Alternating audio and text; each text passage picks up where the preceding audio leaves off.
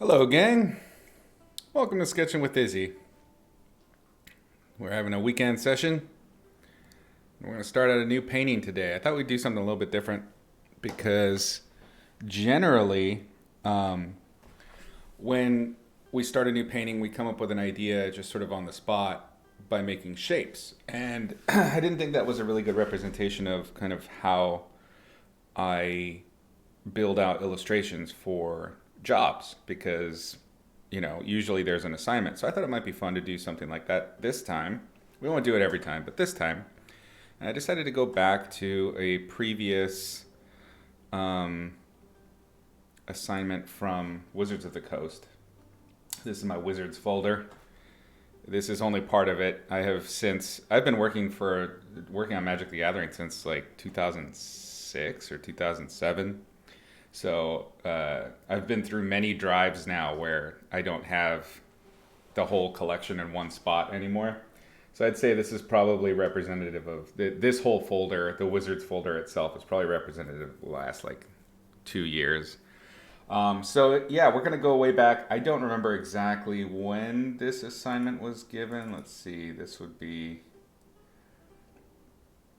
Oh geez, I don't have dates for the development of it. Anyway, so yeah, this is Gutter Snipe. This is a painting that I did. Here we go. This is a painting that I did some years back. I don't remember when. And it was a redo of an existing card. So it's like a cover of an existing card. Avid, howdy. Irina, Creative Tomato Joe. Hello, all. Welcome. Glad you guys could join.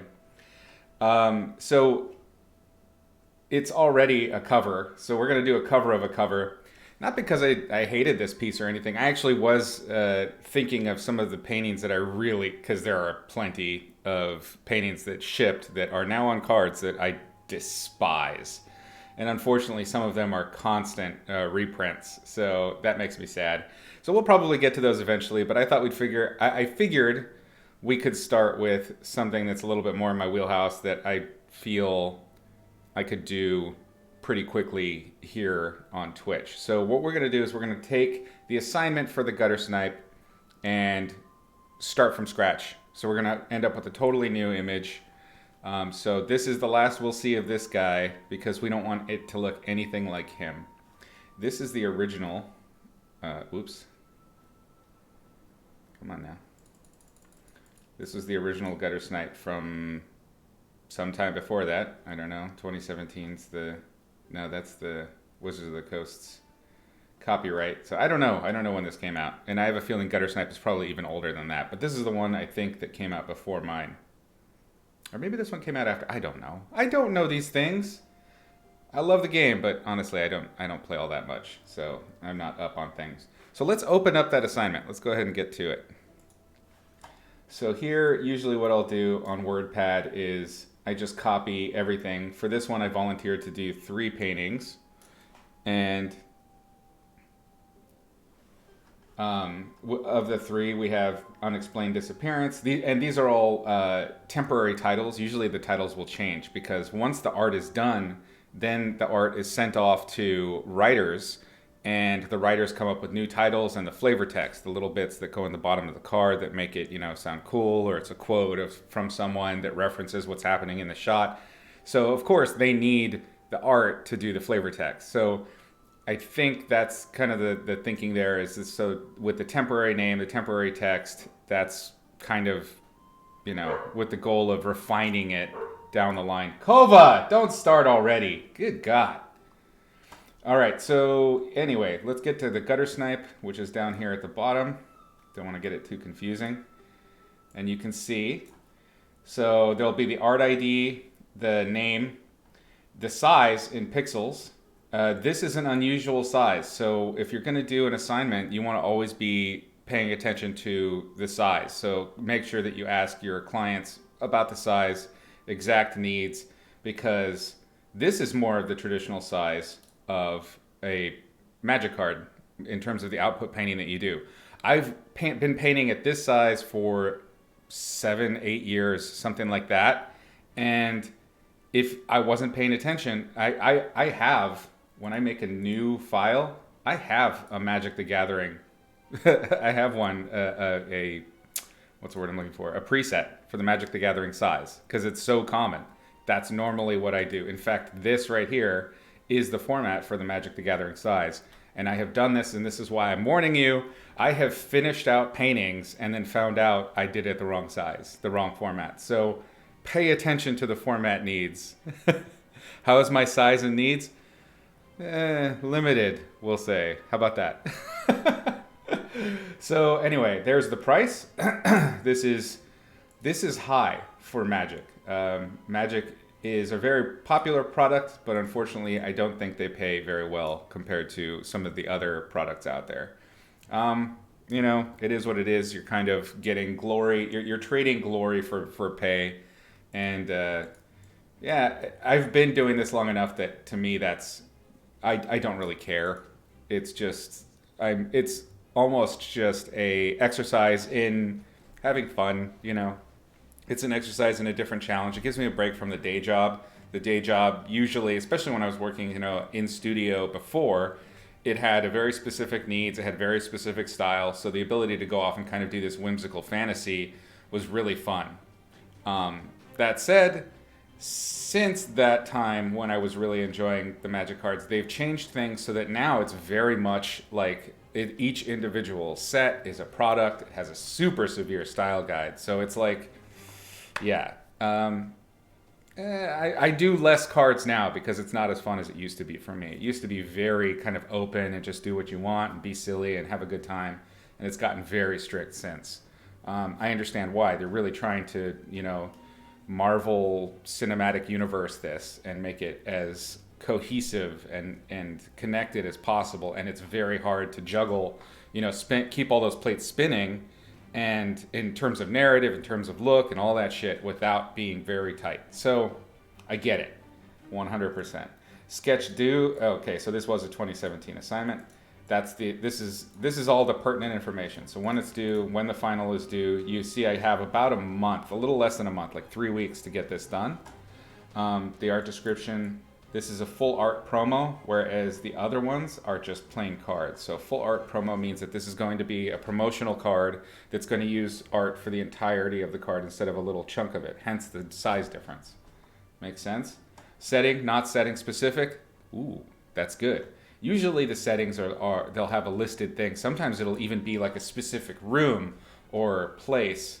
Let's see. Now, these don't really have them, but some... Like I've done several in the past where it's like, we need this specific room with this specific backdrop. So things can get really, really tight really fast. I love the ones where they're just like, kind of just do whatever. That's the best. This is good info. Good. I wanted this to be useful, so hopefully we'll have fun doing this. You get promotion instead. Yes, you do get promotion in that you get to say, yes, I work on Magic the Gathering, and that's a recognizable product. So honestly, I cannot knock it.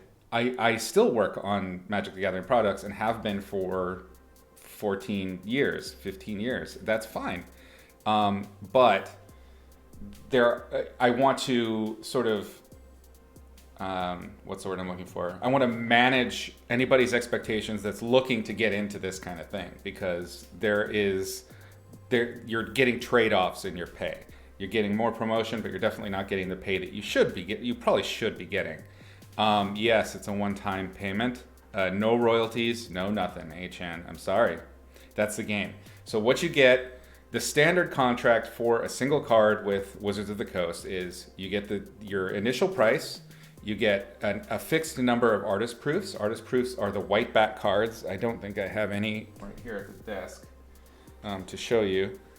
But basically, it's just a normal Magic card on the front where you'll see the image like we were just looking at. Let me pull that back up. So you'll get the front view image of this, but the back of the card doesn't have their official seal and everything on it. So it's not officially playable in tournaments because you could tell which card it is, right? So you get, and I think it used to be you only got like 20 of them. Now you get, I think, maybe 40 or 50, which is nice. And those sell. Sometimes they're collector's items. If you are looking to make the most money working for Magic the Gathering, or honestly any any company that does this kind of RPG art or collectible card trading games are probably the best for this sort of thing, or what I'm about to tell you. But if you're looking to make the most money, what you want to do is paint traditionally, 100%. Painting digitally like I do, and like actually the majority of us do, is not the way to make the big money on this. No matter whatever card you get, it's a gamble. You don't know what the value of your card will be. And Magic and Wizards of the Coast, they control this sort of thing. They control what the card is capable of doing. They control its rarity, and they control what mechanics are involved. And the designers know, like, I think they have a really good idea of what sort of strategies are going to be the most popular strategies for a set. And the really popular strategies are the ones where people really want that art. They don't care about the art as much. You get a small collection of collectors that are into it for the art specifically. That they do exist, but they're a very small percentage of the people that play the game. The vast majority of them are into it for the game and the collectability of it. So my most popular and most valuable painting is the worst painting I've ever done for Magic the Gathering. The worst, by far. So you don't have control over that shit at all. But if you are painting traditionally and you do luck out and your card is one of those super important cards and you have an original painting of it, that painting can sell for fuckloads of money. I have heard regularly, Chris Ron regularly does 10K plus for his paintings. So he's getting real value, like actual value out of putting the time into this artwork. So I would stress, if you are going into this for the money, do it traditionally, because that's the way you're going to get the big cash. Yeah.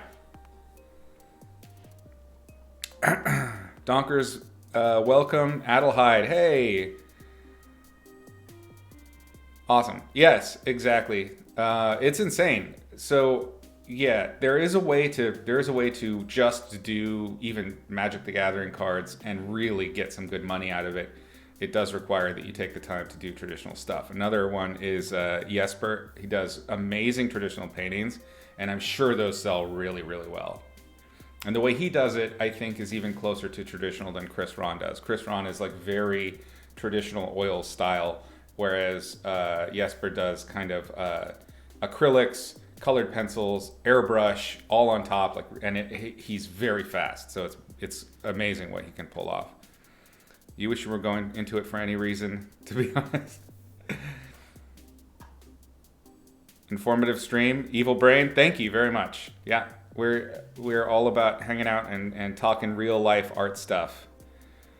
You've even seen artists just do the sketch phase in pencil and sell those for a couple hundred, then take it to final and digital. Avid, that's totally true. That is another way that you can play with that. Brad Ledford, hi. Yes, I am talking about Magic card art. What we're going to be doing today is I'm taking an old design that I did, the gutter snipe, and I'm going to redo it, because why not, I figured it would be kind of something that would be fairly quick, that would take maybe 2 or 3 sessions to finish. But I wanted to walk you guys through the initial process. Excuse me. If you're really interested in digging into this stuff and actually really, really learning, I have several episodes on my Gumroad that are specifically this, where I dig down and then I show you like reference hunts and like how to build out the structure, narrative design, all of that stuff. But I'm just trying to give you the overall, so you get a good feel for what to expect should you get a job like this, and how to approach it. But there's lots of backup material if you're interested. Oliveros, yes, this is totally a real briefing. This is a real briefing from 2017. It's for 3 cards that I did. Unexplained Disappearance, which is one I actually really liked how it turned out. Brilliant idea, which turned out well despite itself. That one was a fucking struggle. I did not like it, but I think in the end it kind of pulled out. And then Gutter Snipe, it was just like a meh. It was a fun I classify the different assignments based on how much I think I'm going to enjoy doing the thing. And what I've found, God damn, my throat's so itchy today. What I found fascinating over the years is that within my, 2 or 3 classifications of what a card might be, I have been wrong like 90% of the time. The cards that I think are going to be impossible and shitty and not fun at all, when I finally get into it, I'm like, this is the best. Like, it came out so good. And the ones that I think are going to be a breeze end up being boring and not fun. Like, it's crazy. I don't know. I have no judgment at all. I have no good judgment at all for what the potential project will be. So I'm picking Gutter Snipe. It was just kind of what popped up right before I opened up, or right before I started streaming. So I decided to go with it. That's kind of how I do a lot of stuff in life, is I just act. So we're going to do this one. I will go through it real quick. I have some thank yous to go out. Awkward Panda and Brad and Sakuga Sensei. Hey, thank you so much for the follows. I appreciate that, gang. So Evil Brain asks, a magic card should take 2 to 3 days usually. Not at all. Not at all. Do not use what I'm going to show you as a model for how you should perform for your paintings. It's unreasonable. I paint very quickly. I've been teaching painting for almost 15 years. I'm a pro. I've been doing this a long time. So don't hold yourself to this standard. But what I want to do is help you kind of see that it's possible. I can tell you, okay, in all honesty, we're going to do it pretty quickly because I'm not going to go to the level of finish that I traditionally would go. So I'd say on average, I would spend a week on a magic card on average. And that's that's a standard sort of 3 or 4 hours a day, not a ton of time. That's probably going to be on the high end if there's multiple characters or something like that. When I try and change my pipeline, that slows me way the hell down. I have some cards that'll be coming out soon where I actually modeled the scene in 3D. I was trying to teach myself Blender, and some of you that are with me and have been with me on Patreon for the last couple of years have seen me go through this, and we've talked about it in sessions. I've been trying to work 3D into my pipeline in order to do more complex environments and more complex scenes.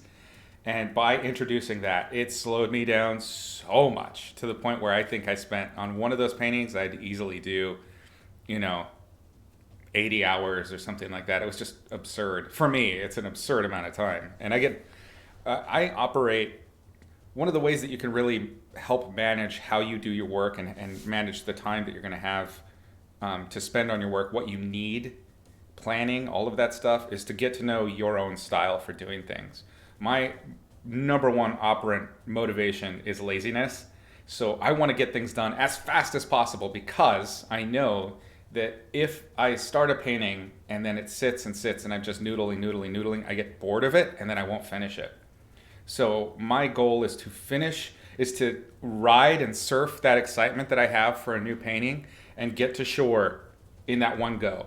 And if I don't do it, almost always I'll bail. And it's just who I am. It's how I operate. And I know that about myself. So I plan and work with that kind of thing in mind. So learn yourself as an artist, learn yourself as a business person, and work with that. That's totally a fine way how I do it is not the best way at all to make money, to run a business in any way, but it works for me. So that's kind of my approach. I am not a super organized person. I'm not a person that can ride for a long time on a single thing. Those people that do 4 months on a single painting, I can't do that. It makes me crazy. So it's just about discovering yourself, really learn yourself, take some time, lay back, relax, light some candles, learn yourself, love yourself, okay?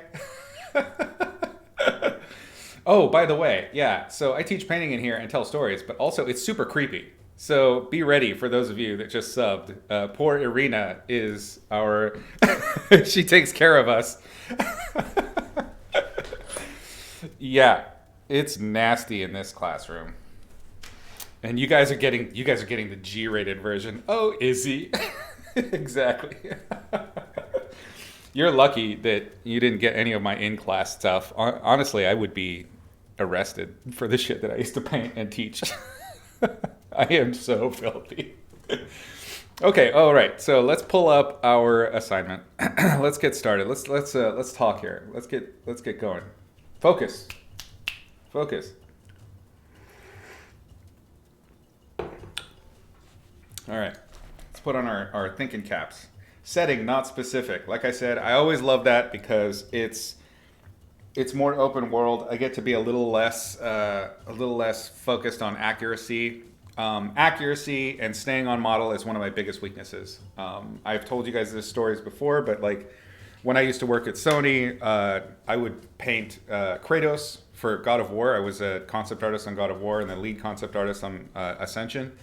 I'd paint Kratos and he would be off model. Every time I painted him, it would be a different guy.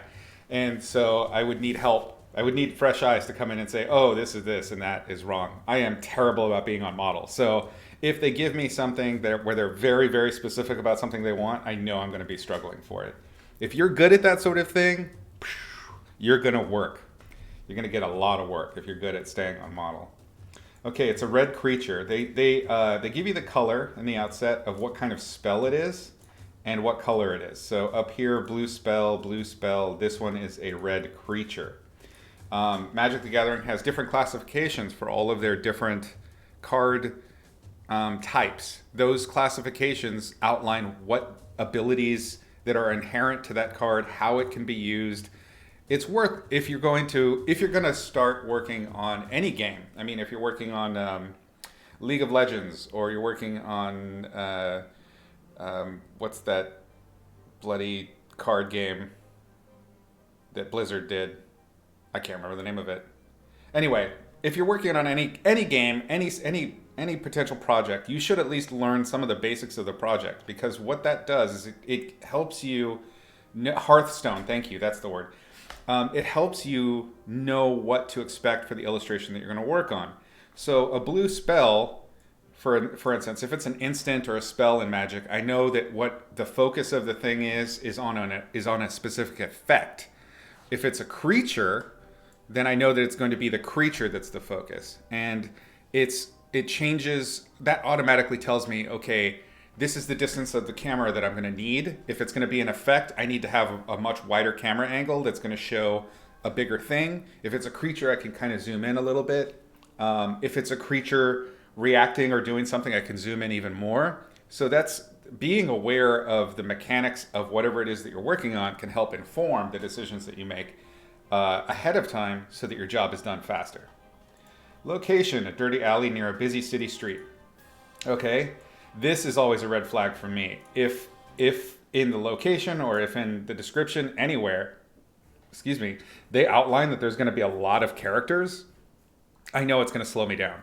A lot of characters or a big environment where I'm going to see a bunch of background environment stuff, that's going to take way more time. That's when I'm going, oh shit, okay, this is going to be like an extra 40 hours. Oh no. That math is bad. Always pay attention to that and break that down into your hours. You'll find that you're getting, you need to find ways to speed up your painting. So I this is always a red flag for me. All right, so action. The action in this is it's the thing that you're meant to really be showing overall. It's the broad picture, okay? And this is just for Wizards. You're not going to get this same kind of outline for a lot of jobs. In fact, I'd say Wizards is probably one of the better ones.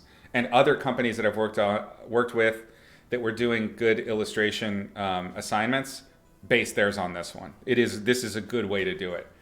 You won't always get this, but if you can dig through your assignment from your employer and kind of pull it apart in this way, you can organize your thoughts and your plans for how you're going to paint this a little bit better. So anyway, action, it's what's happening in the shot. Show a grouchy looking goblin wearing tattered and patched together clothing. He's holding a stick which crackles with reddish electricity. Maybe he's clutching a half loaf of bread or a tattered bag with garbage spilling out, or some other priceless possession that anyone else would consider trash. So almost always when the designers give me a recommendation, I completely throw that out the window. It's not because the designers don't have good ideas, but almost always when the designers have a specific thing that they outline, it's obvious. It's going to be an obvious thing. And not always, but almost always. So I'll throw it out unless it brings an image to mind to me that would be that creates a narrative that reads really well. For example, they talk about clutching a half loaf of bread or tattered garbage. So the loaf of bread is, okay, so he's eating a sandwich? What? Like, okay, I get that it's meant to be like this is just not it's an unimportant thing, but that unimportant thing tells me a story about what that guy is. You see what I'm saying? So a loaf of bread tells me, okay, he's hungry, he's in the middle of lunch, he likes feeding ducks. I don't know. A tattered bag with garbage spilling out is so generic, I can't even really think of what that's meant to do. Like, so if you're actually showing a goblin sitting there and he's got a garbage bag that he's holding and garbage is spilling out, okay, so is he collecting garbage? What does that do? So I will take that kind of stuff into consideration, and what I'm doing is, it's like you guys are way too young for those little clicking devices that you could look through and you would see little image, Jurassic Park or whatever, click, and then it's the next image. I viewfinder things. You do those in your head. You think, okay, this is what it looks like with a loaf of bread. This is what it looks like with a sack of garbage with garbage leaking out. What is the story that's going to convey? Because that's going to describe the narrative that you're after. And if you know what narrative you're after, then you can include elements that make that story easier to convey. So we'll go back to my original image for just a second in order to explain my thinking with that.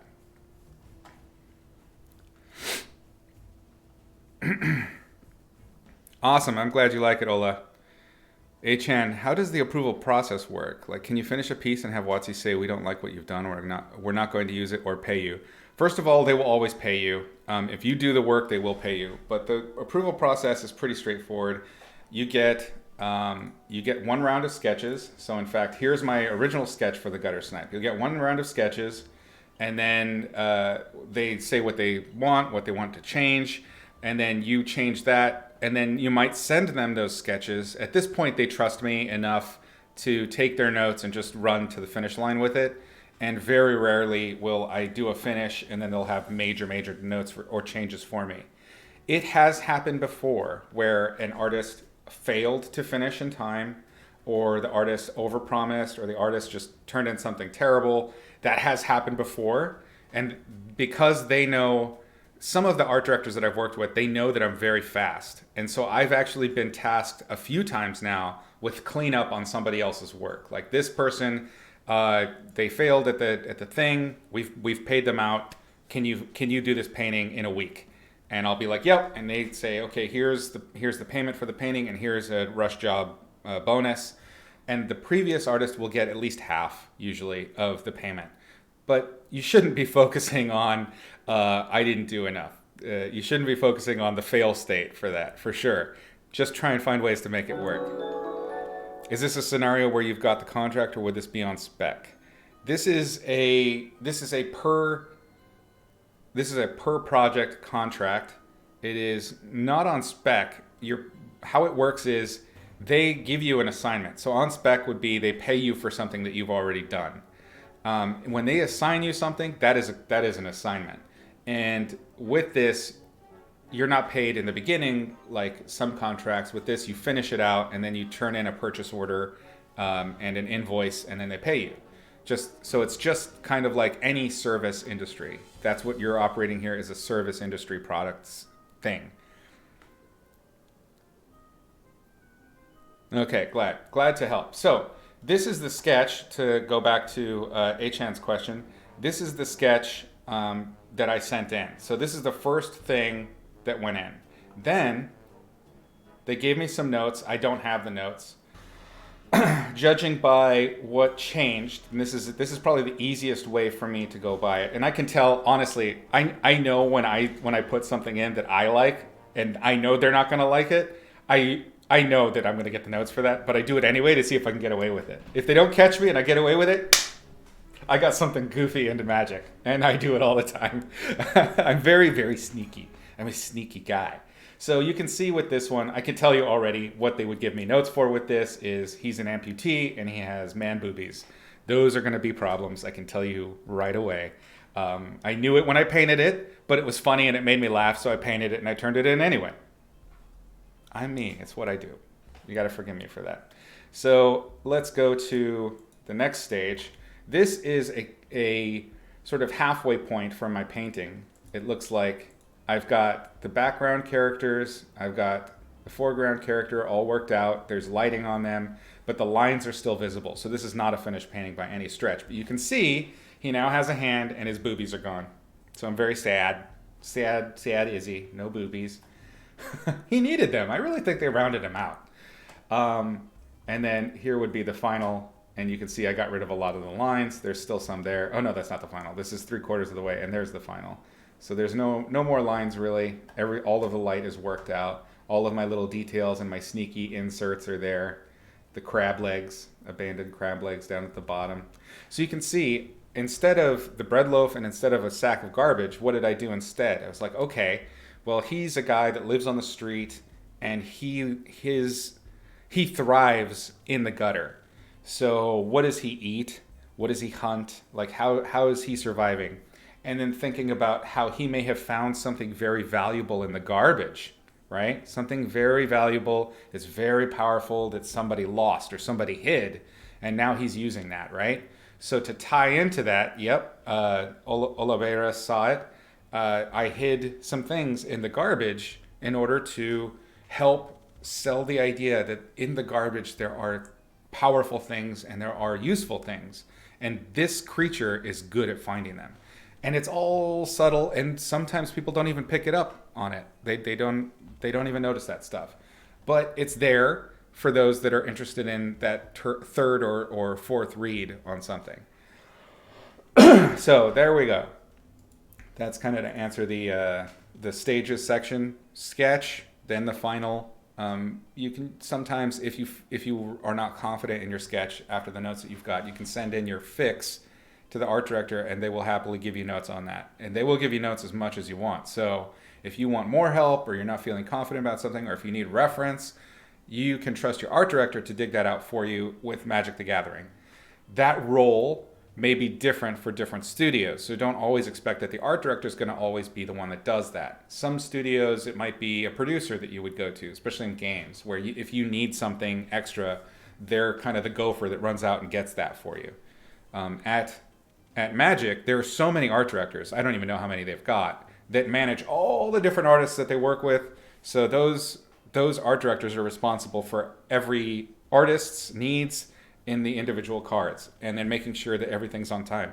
I mean, being an art director, you got to give these people major props. Being an art director for Magic the Gathering is a tough job, and they do a lot of work. So they get respect from me for sure.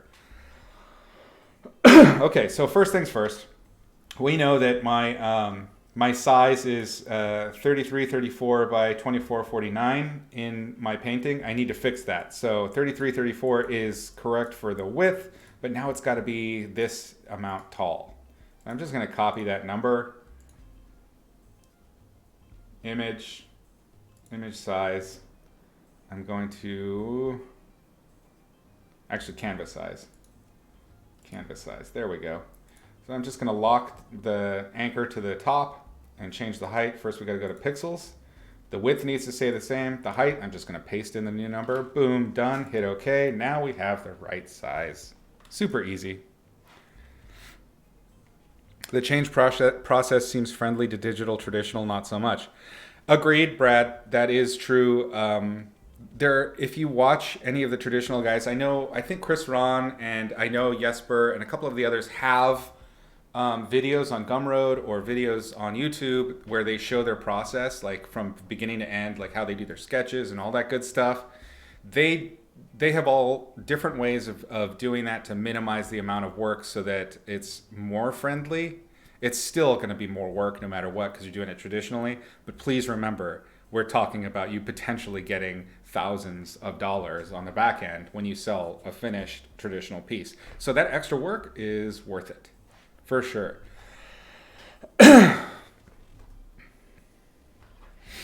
Well, I mean, hey, if you guys like it, please sub, share, support any way you can. I've got the Gumroad, I've got the Patreon, and help me keep kicking out content like this if you guys dig it. I super appreciate your guys' support. I don't like starting with a white background. It's not because I fear white, but because it will completely destroy my value relationships. And even when I'm sketching, I kind of want to be thinking about that. So we know it's a red creature. Ooh, disclaimer. If you're getting an assignment from Magic the Gathering and they tell you it's a specific color card, that doesn't mean you have to paint in that color. This is like one of the number one questions I always get with students when it comes to doing this kind of work is if it's a red creature, then everything has to be red. It doesn't have to be. No, not at all. You need to have, it's a good idea to have reds in there and to work with complements. But the most important thing is that you don't have another color be dominant in there. So if it's a red card, you wouldn't want it to be all blue. So if that makes sense, you want to include some of that hue. You want to kind of hint at it that it's in this family, but it doesn't mean that it needs to be red monochromatic, okay? Super important.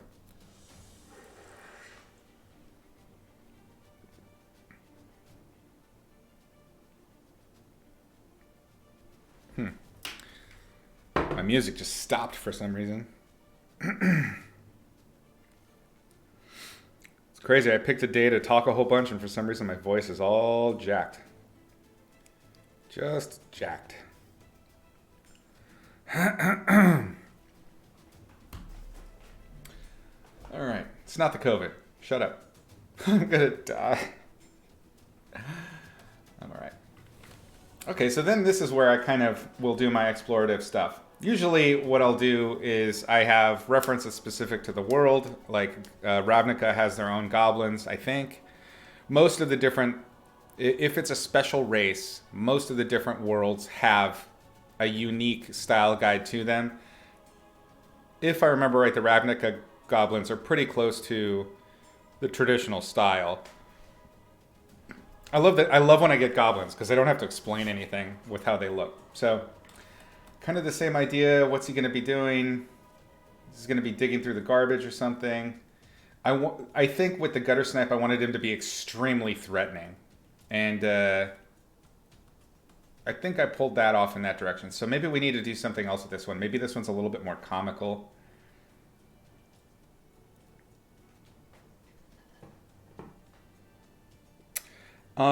Most of my streams are backed up and archived on YouTube at youtube.com/Izzy Medrano. Hola. So you can pop over there if whenever this one gets published, because I stagger them pretty significantly after the original stream because I'd like to get a followership here. It's, as you can tell, I have a very, very small following here, but you know, I want to support everybody that's here right now at that time. But yeah, when it's up, for sure, please post it.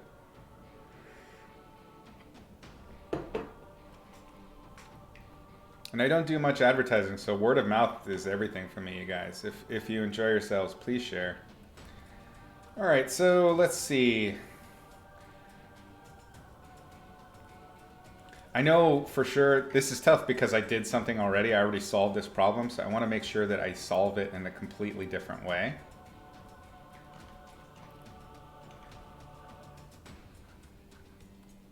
I'm thinking of right now. I'm thinking camera angle. Like if we're underneath looking up, maybe he's the king of the mountain, but it's a mountain of shit, right?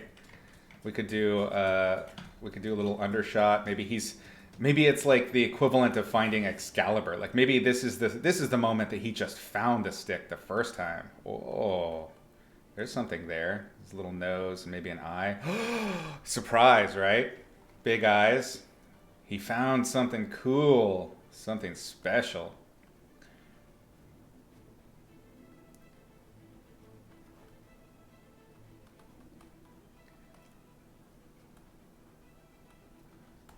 And then, you know, of course, he's in an alleyway or something like that. I would like to do a different setting than an alley. Maybe you guys can think of something that would fit.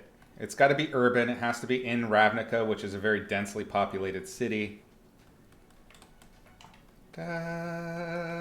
He's found his father's lightsaber. This is a big deal, right? He's got his little loincloth. So there's an idea. There's something. Maybe, the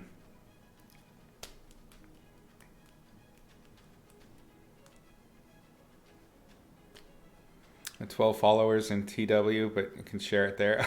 No worries, Calendar. Can have extra large man boobs this time. Maybe a bikini. That's true, we can do that. Nobody's going to stop me from having goblin boobies. Maybe this one, he's stooped. What if we can see the glowing stick in the foreground and he's looking down at it, he's about to grab it.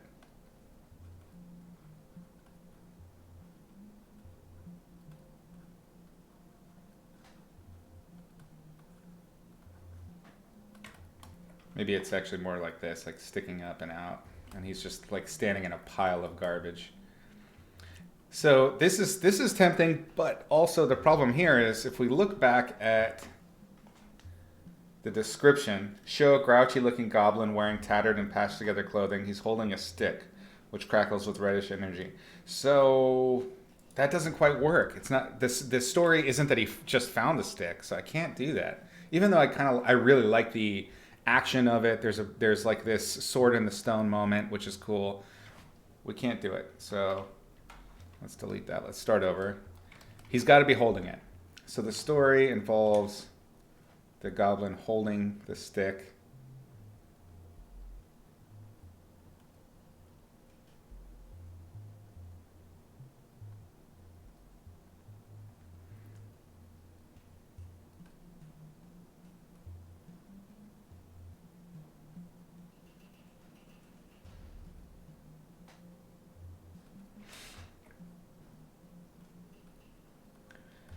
Maybe he's reacting to something. That could be the story. Alessandro Pedroni, thank you so much for that follow.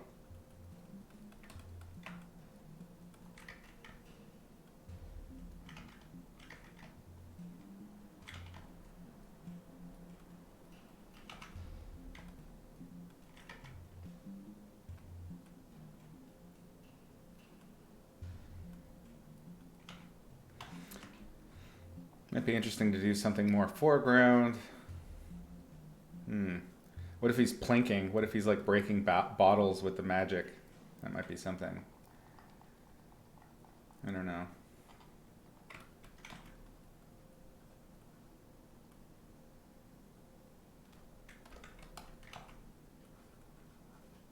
If I'm thumbnailing, I generally try to do this kind of quick, just narrative breakdown. Like, okay, this is the story here. What if the stick is really big compared to him?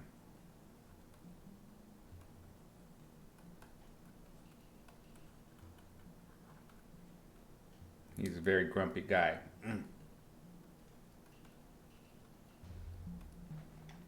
Meh. The problem with grumpiness as a demeanor is it's tough to convey that he's grumpy in general and not grumpy at what he's doing or what he's found or what he's holding. You know what I mean? A lot of that will be eye direction, like if he's looking at us. This is pretty close to what I did last time, so we're going to have to abandon this one.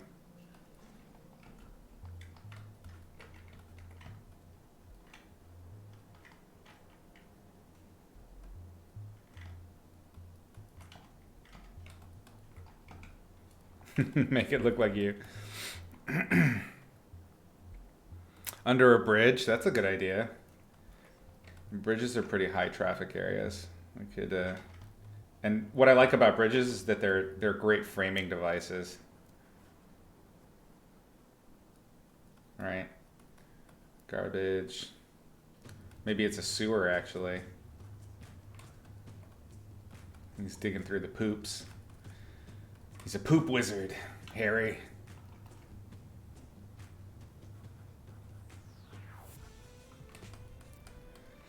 I liked the idea of the first one where it changes the camera angle.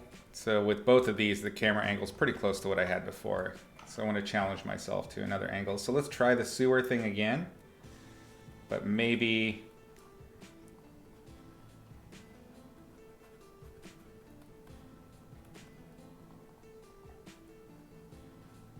maybe it's his own little personal poop Everest. And we're looking up at him.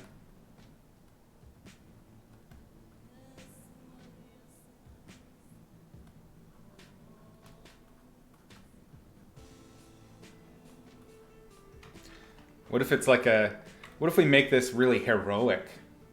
That's different. What if it's like just a really heroic poop goblin? So we're looking up at him, we're framing him like we would like a cool ass, you know, Han Solo shot. But he's just standing, you know, hip deep in poops.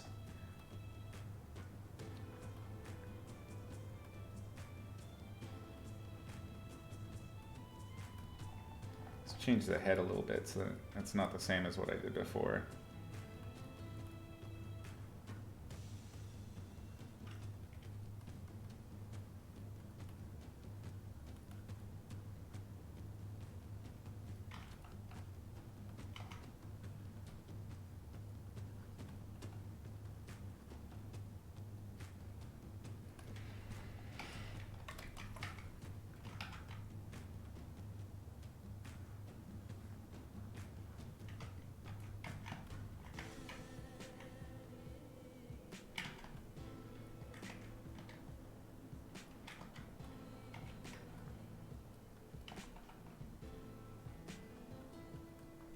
There's a body type that I did in one of those earlier sketches that I liked. So I'm going to see if I'm going to keep this, you know, just turn it down, and I'm going to do that body type that I liked.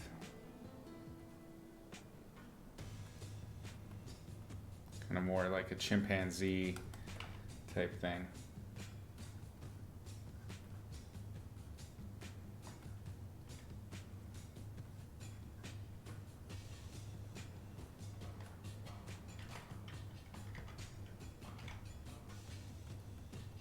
And we want to definitely be looking up. So I'm going to be tilting all my ellipses upwards so that we're looking underneath him. We're going to see the bottom of his face, you see?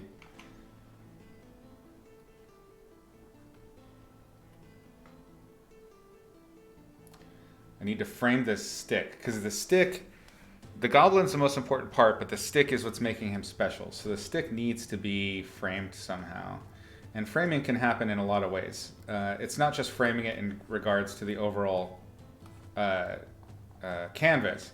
It can be framing in terms of the shapes that are currently surrounding it.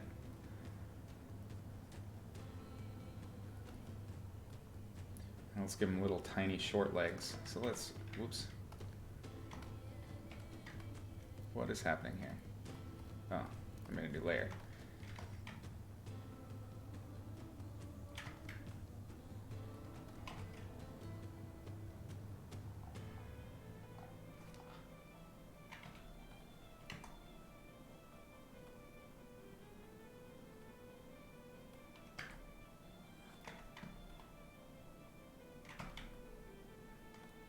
So he's all torso.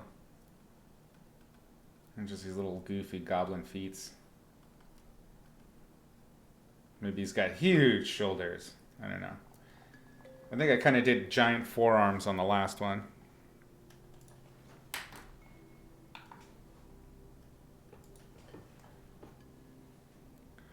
Do I play card games? Actually, way before I did any art for Magic, I used to play Magic back in, not beta, but just after beta. There was still black rim cards when I was playing, and I got super into it for a while. I did draw at the time, but not a lot. I have played it after working on it a number of times, but I haven't collected and built decks like I used to. Like when I first started playing, I was really into deck building and like countering my friends, but that's how it was back then. There wasn't like a meta that you would build and that this is how, you know, there wasn't strategies that were given to you by the company. You had to actually figure it out on your own. There was no guides. The internet didn't really support this shit at all. I mean, when I was playing, that was back just as BBSs were becoming kind of popular. So it wasn't a thing that was really widely discussed. And I mean, you know, you got made fun of for carrying around a deck like this at high school. Fortunately, I went to a high school of nerds, so it wasn't a big deal for me. But anyway, it was a different time. And then I've played a bunch since, but never in the same way that I did.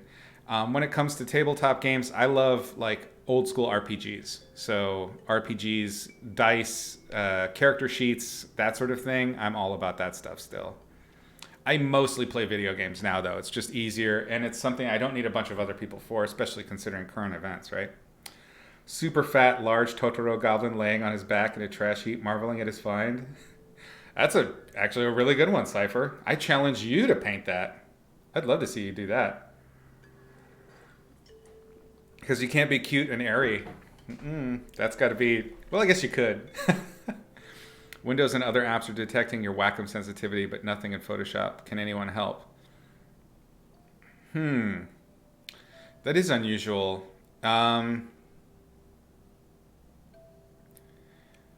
When you're using it in Photoshop, is it reading the Wacom at all? I think that might be the place to start. Restart. You've rebooted. When did you change nib last? That's also a good question. Am I using a pressure sensitive brush? Yes, I am. In fact, I much prefer working with pressure sensitive. I hate painting with anything that's not. That was a big problem for me in the early iPad stylus days because there wasn't pressure sensitivity, so I didn't paint on it until the Apple Pen. Pineapple Apple Pen. Updated drivers, Photoshop, Wacom firmware even. Which version of Photoshop works in? If you're on Discord and share screenshots. Yes, definitely Evil Brain, get on the Discord and we can talk about it there. It's going to be really tough for me to diagnose here, but that's a very unusual problem.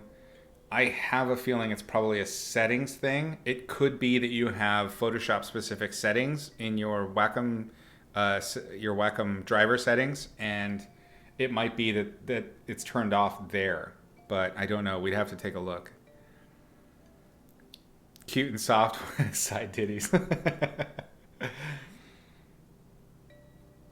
That's the magic of the stream. You're welcome, Evil Brain. It was entirely thanks to us. Okay, now I really want to do a fat one, so thanks, Cypher.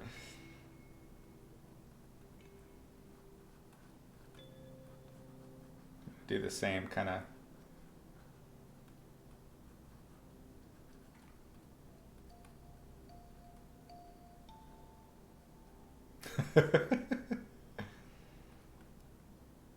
Gives me more framing for the stick. I don't know.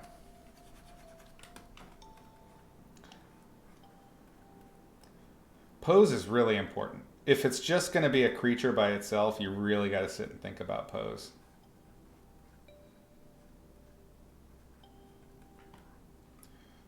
Some giant nipples.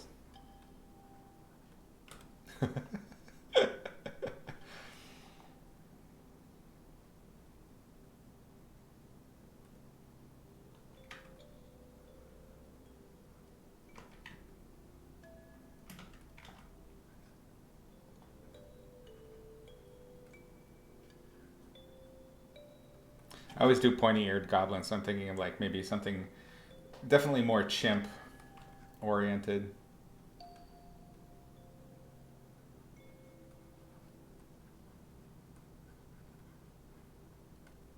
Maybe the stick is up here.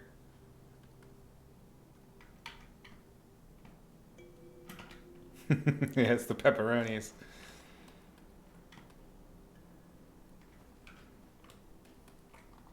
That did hurt.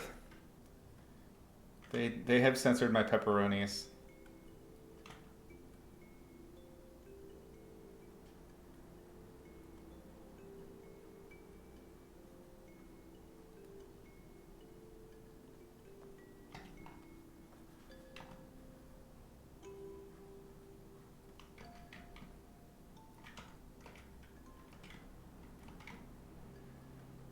I'm thinking in terms of lean. So if I have a strong lean, that gives us a really dynamic sort of Dutch camera angle. This gives us some drama without having to have lots of drama. It's a cinematic cheat, but it works. You know, cans, you gotta have the open can in there. Although I don't know if they even have tin in this universe. Probably not. Probably should be jars and things like that. Glass. Bits of wood. And then I wanted to have this kind of... Although it kind of looks like he's surfing in the poop now, so I don't know.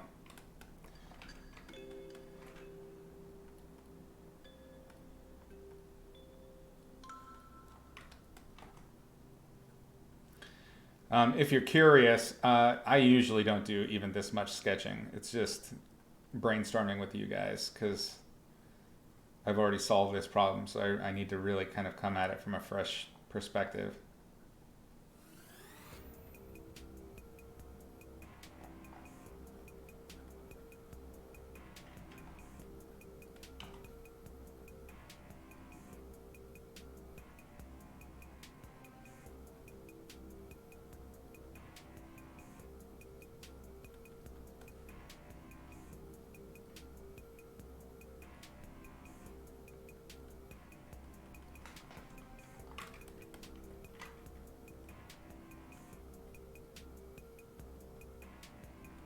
Kind of a stimpy shape.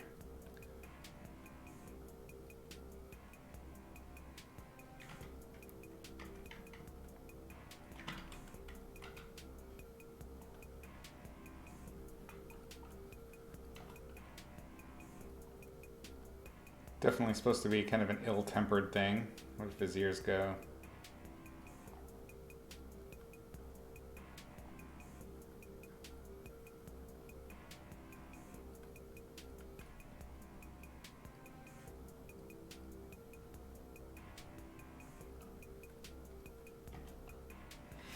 Have I had any more thoughts about membership on Patreon? You were checking your email frantically today to find out if I've sent an update.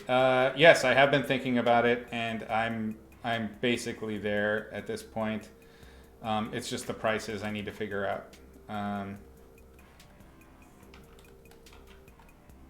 My plan is that February will be the beginning, so I will keep you. I will basically do the announcement on the Discord for those of you that are interested. The plan is we're going to be doing a Twitch stream based critique and painting improvement sort of Patreon.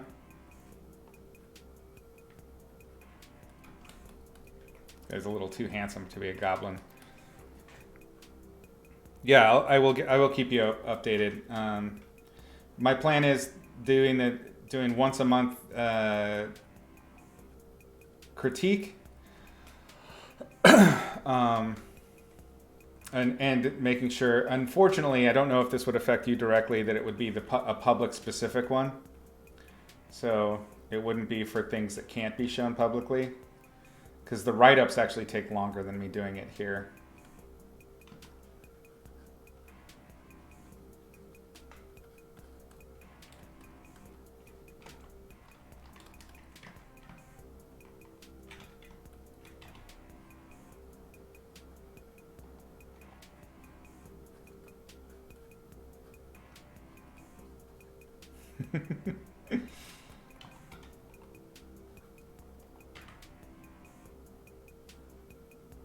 This is one of the things I love about painting goblins, is you get to be real ridiculous with their proportions.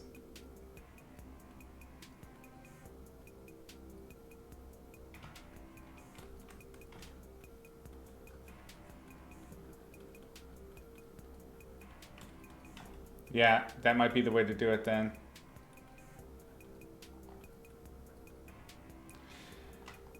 But there's also there's a chance I am still considering the mentorship program and how to do that. I'm not really sure how it would play out, but maybe that would be the way to go then, if it's more personal stuff.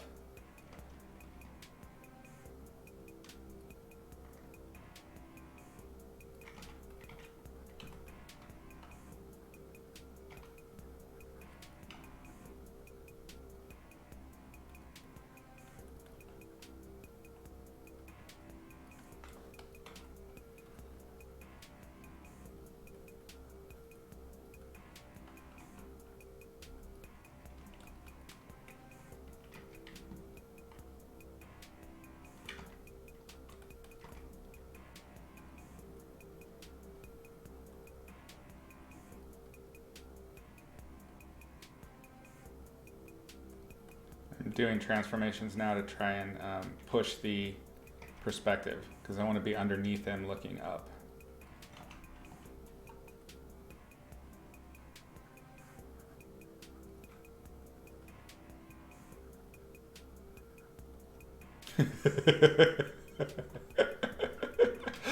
Yes.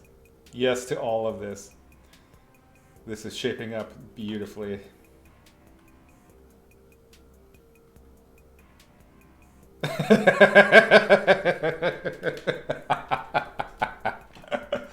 All right. Okay. This is a good start. He's like the goblin's fat Conan the Barbarian.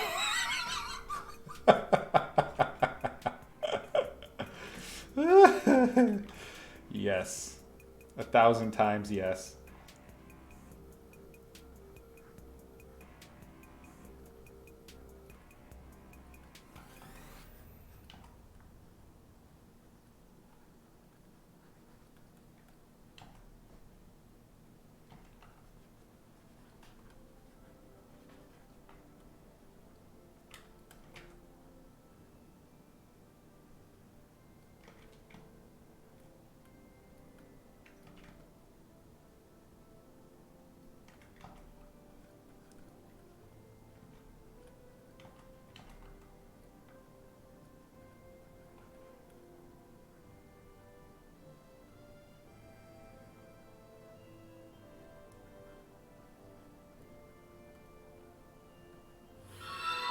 Gotta have the goiter.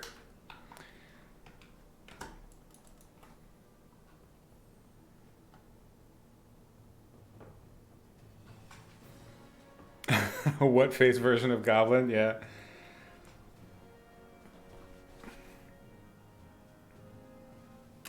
Yeah, I have lots of ideas for what membership would include. The place I'm really stuck, Irina, is in what to charge. I'm so bad about that. So, what I'll do, I think, would be the best is I'm gonna outline what each tier. I'm thinking of just doing a maximum of 2. I mean, outside of the tip jar tier, which is just the basic. Support me with the tip jar. Boom, Patreon. There it is. The beyond the tip jar tier, there'll be a crit tier, and then whatever that next one is. I'm not sure the depth, but between those two things, we're going to have to talk about what kind of pricing you guys feel is fair, but I also need to make sure it's worth the time because my time has become super limited since I've started going full time. Yeah, and I'm actually not working now so that I can hang out here on Twitch. I have work to do, which I'm gonna have to do as soon as I get off. So this is my life now. Kilrathi, greetings, welcome. You love that I love it, awesome. That is my barometer, if you will, for whether or not a painting is going to be good or fun is if I start giggling. If it's amusing to me, then I usually will have a good time. The time shall pass joyfully. That face needs to be a Twitch emote. We can work that in there somewhere.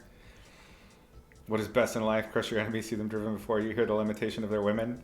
We have to have a goblin version of that in which the goblin lives in his shit palace. Edgar, thank you so much for that follow. I appreciate that. Born to be memed. Yeah, exactly, Irina. I want it to be approachable. I don't want to be a dick. I want to help people out. So we'll suss it out. For now, hopefully the Twitch as it is entertaining and useful.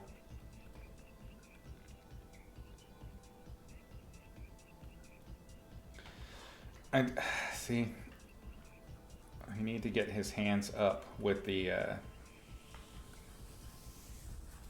with that wand or that stick. It doesn't ever say actually that it's a wand, does it?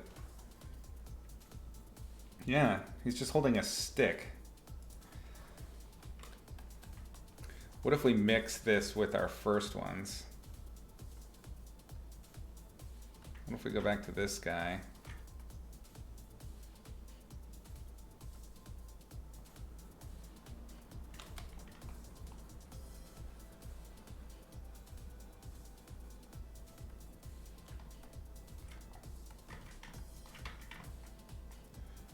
This is why I like to keep these on the different layers, because I can always come back to this stuff. Yeah, this is the one. Okay, so I need to make this arm even more ridiculous. He's got little tiny stick arms. He's a big fat terror monster, and he's little tiny sticky arms. Cha-ja! Yep.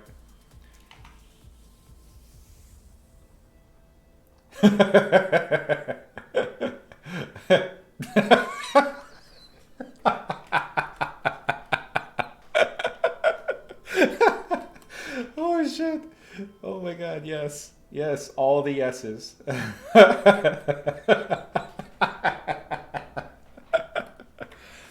Oh my god. All right.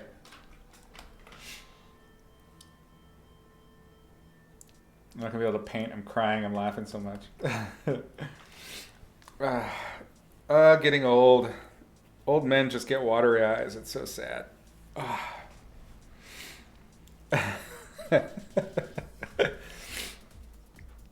He's very sassy. No, I try to get as much sass as possible into some of these.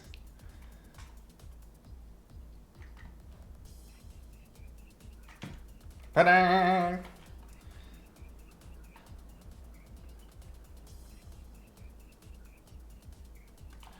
Pinkies up.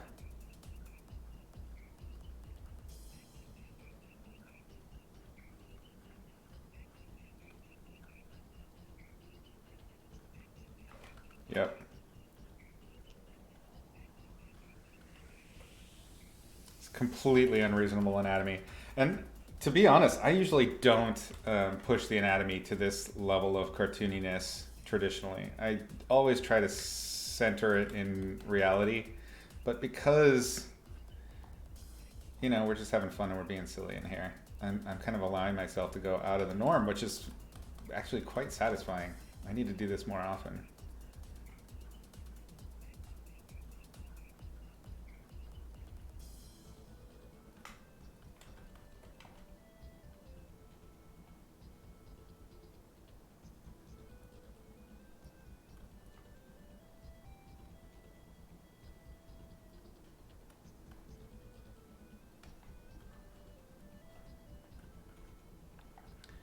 When in doubt, just make it bigger. His hunch is getting bigger and bigger, and I'm all in.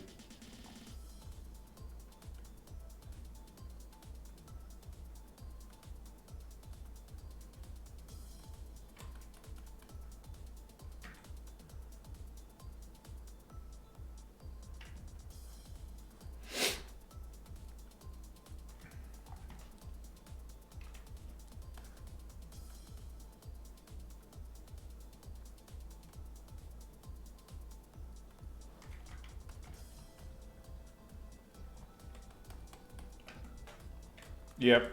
Yep. 100%. This is the one.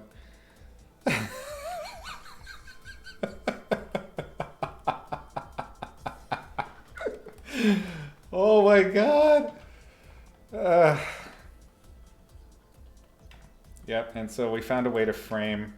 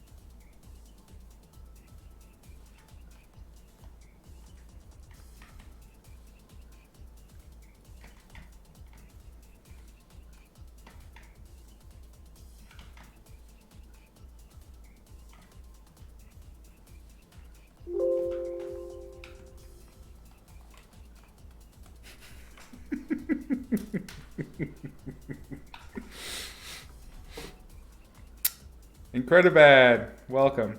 Quasimodo of Goblins, yeah. All right. So we have a rough idea.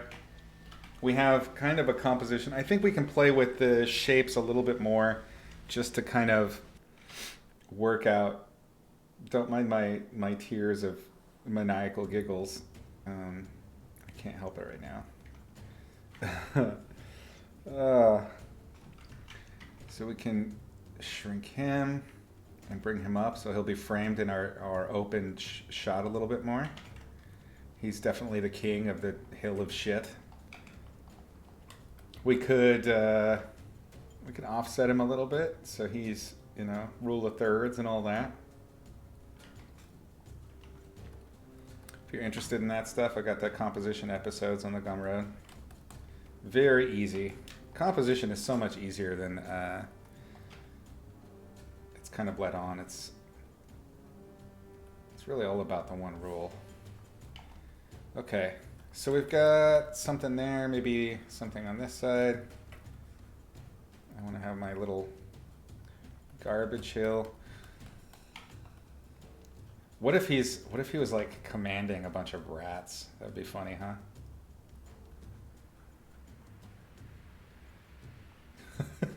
Don't mind my shitty rats.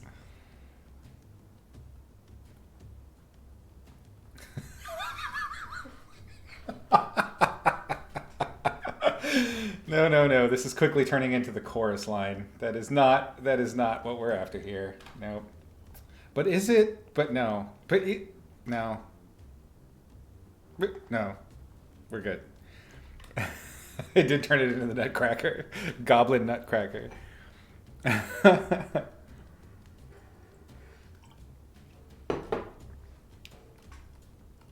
One of my concerns, though, knowing what I'm going to have to do as the painting progresses, is I have to populate this garbage, and making convincing garbage is so hard. I hate it. It's really difficult.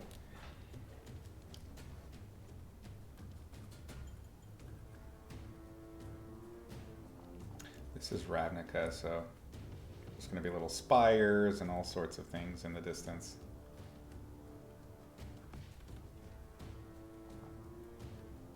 Nope, because that looks like a hat for him. Although maybe he does need a hat. Little bowler hat.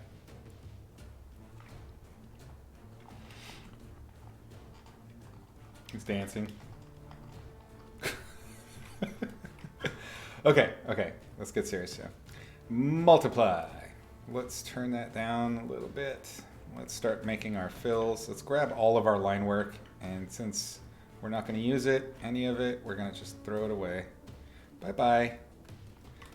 Bye-bye.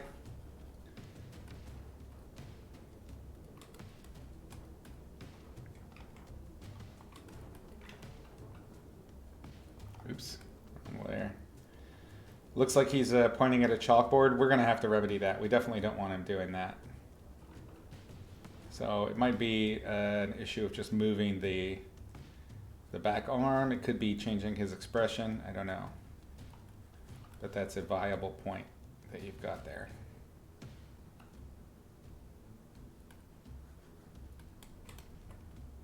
It could be that we need to bring the arm down here.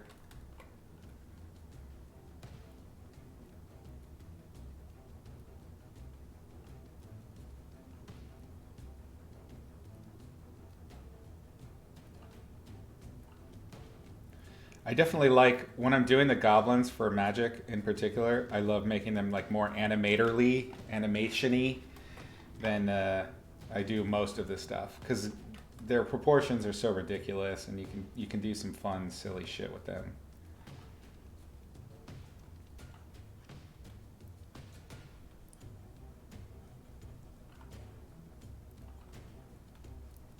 Got to cover up that goblin junk.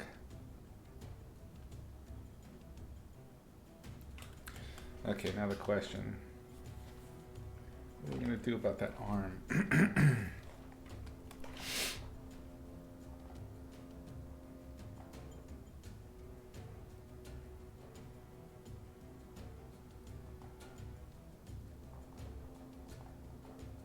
Maybe it needs to be in front of him, like he's looking at it.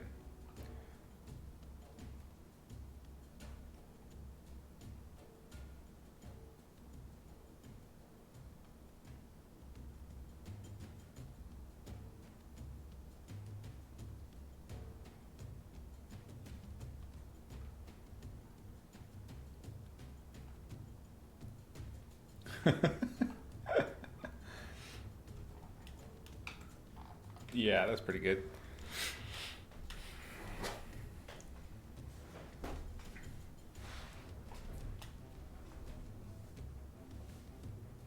Refuse putrescence.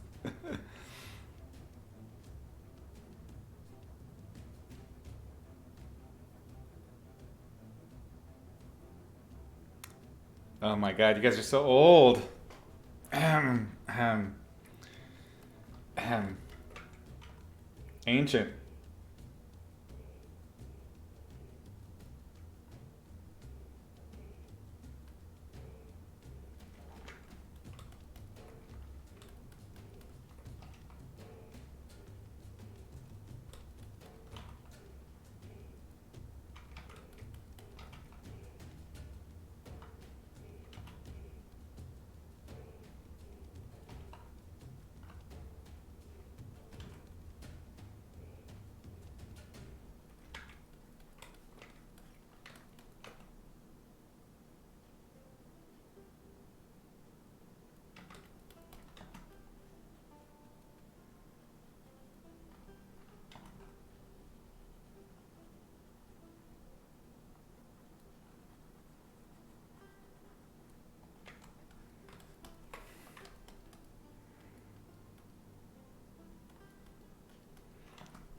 He's the fanciest of garbage goblins.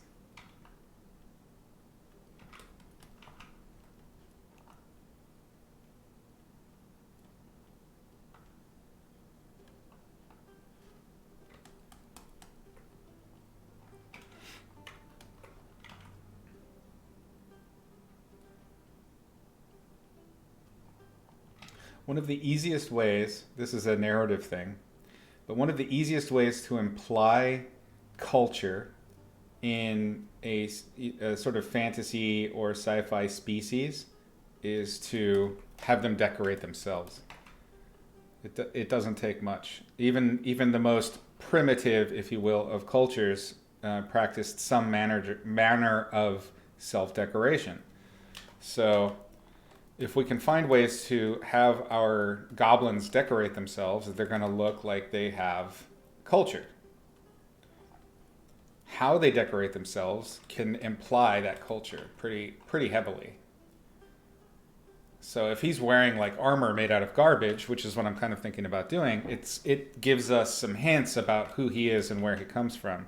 This is narrative storytelling in your artwork, in your illustrations. And you should be thinking about it even at this stage in your drawings.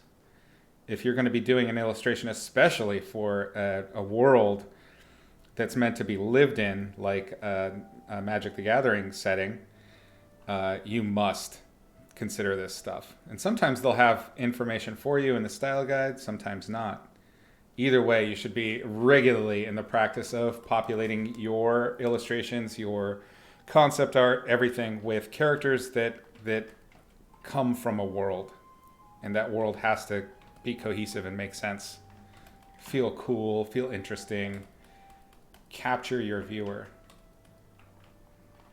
Maybe he's got a little crown made out of garbage. I don't know. A tiara would be even better, because this is the fanciest of goblins. Let's grab another color, something a little bit less dark.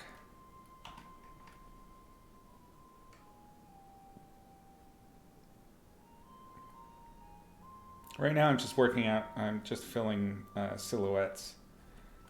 This is to get to the next stage, which would be sort of figuring out my value keys. And then something, I'd say darker still, but not as dark as that background, or not as dark as our goblin.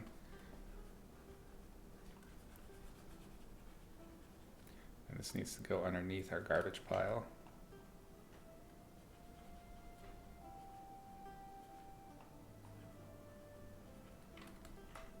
So we can go darker with this. I think probably darker is the way to go. Yeah.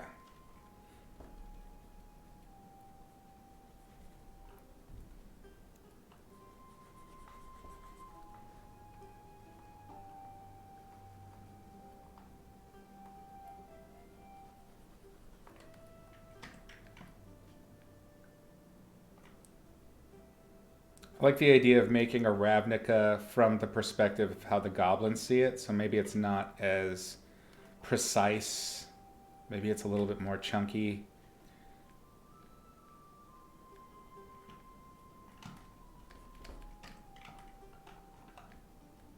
A little more cartoony looking.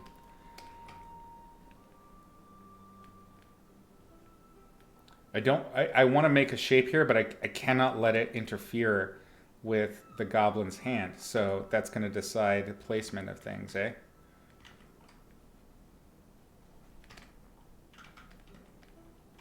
Okay, let's turn off our lines real quick and see what we got. So composition-wise, this isn't bad. It's not bad.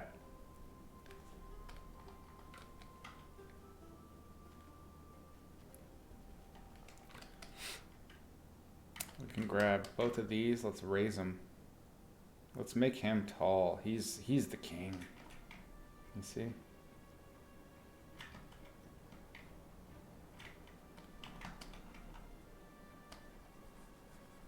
Yeah.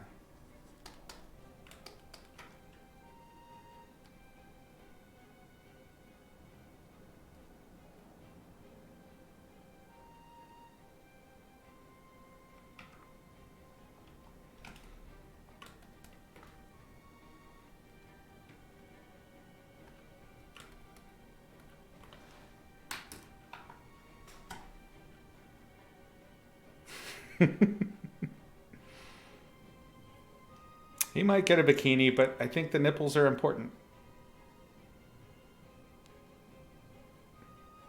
Can I do that, calendar? Yes, I could. I don't know if that's necessarily what we're after with this guy, though.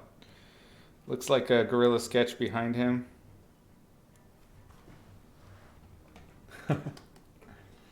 Okay. So we've moved our lines for the character. Let's do this. Let's copy the lines for each and just clipping mask to each layer for now. And then we can move the one for the goblin so that it matches up again. There we go. About right. So we can turn off our goblin. Oops. I just don't want any competition now with the goblin. Oops. I'm gonna leave that. God damn it. Ah. Okay.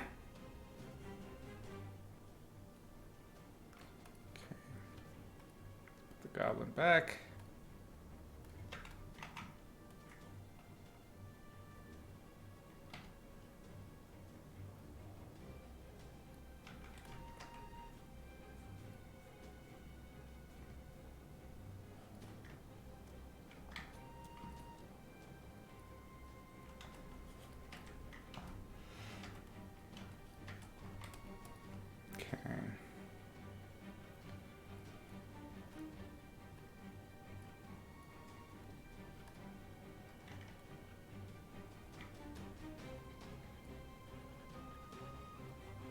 Oh shit.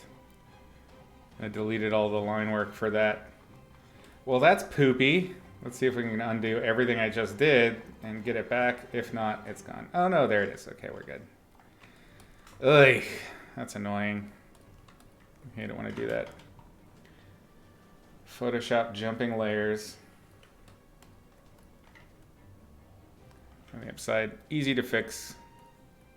I'll just do it all over again.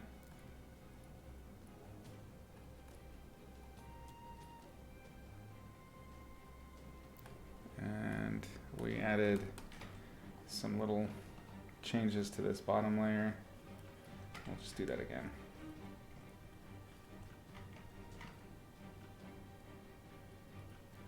Don't be overly precious, just get it done. Fucked it up. It's not exactly what it was. Too bad. Life is short. Yeah. Okay.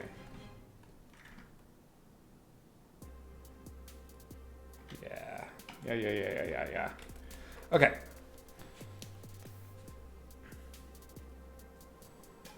Copy. I didn't introduce you guys to my plant. DJ Ultra Tom got me this for Christmas. That's my first plant since before I got Kova. Kova is the only thing that I've ever been able to keep alive, and barely that. But this is my plant. That's plant.jpg. Yeah. So it's about a week old, maybe 2 weeks. When was Christmas? It seems like it's been a million years just this week alone, the first week of January, but it's still alive somehow. We'll see how long that lasts. It's already got a little brown mark right there. See my little brown guy? He's gonna die. He's dead. He's doomed. It's doomed. I'm sorry. I'm sorry for what's going to happen to you. But that's plant.jpg. I had to introduce it for Tom.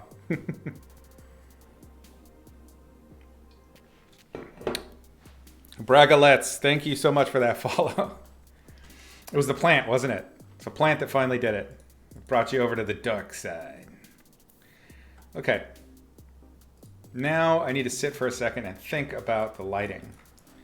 I think a top-down lighting on the figure is going to be really good because we have this almost Shakespearean pose. It's the majesty of it of this goblin standing and preening in a pile of garbage that makes it funny. It's the contrast of those two concepts. And so what we're going to do is we're just going to push that and push it and push it until it's just way over the top. So ways that we can do that are color, lighting.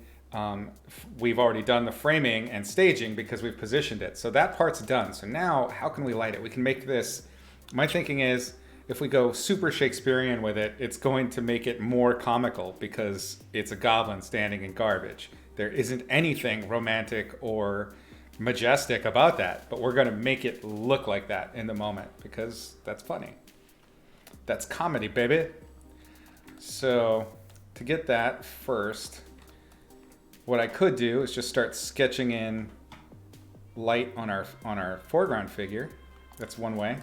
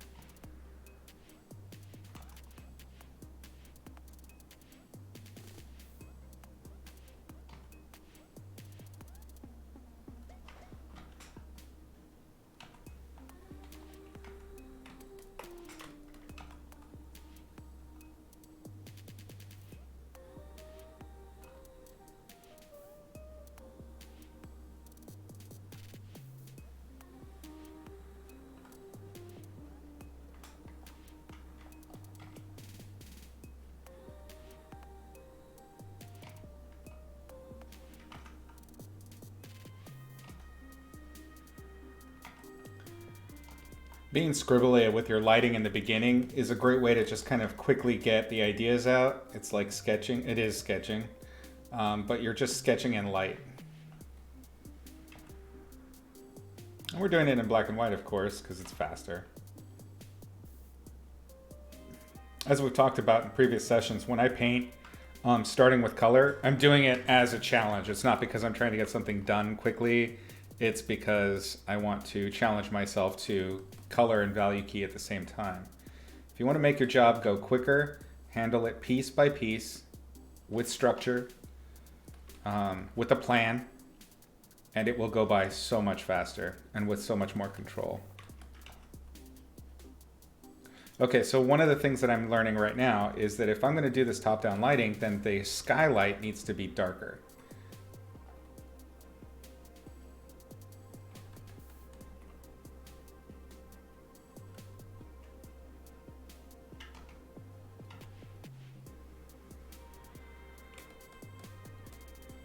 I know that I'm going to want a nice fill light. The fill light could be from the light source of the stick itself. Although I think we did that with the last one. Let's do real quick a ground plane. I think this one is going to need to go darker.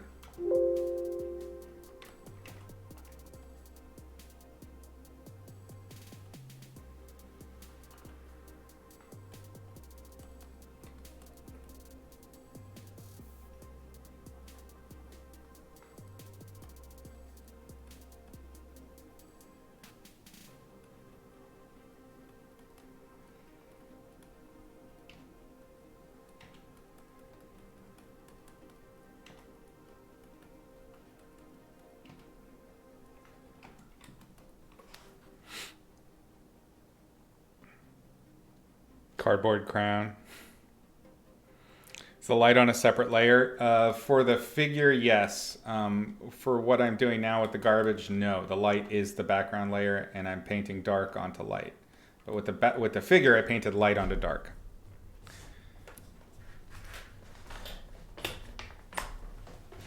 Planning piece by piece.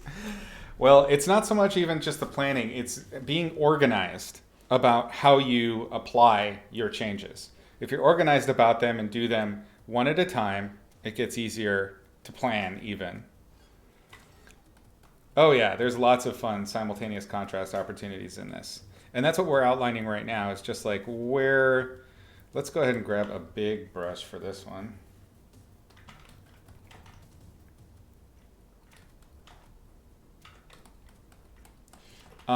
We can, at this stage, this is where you can really plan out where you're going to do your big moments.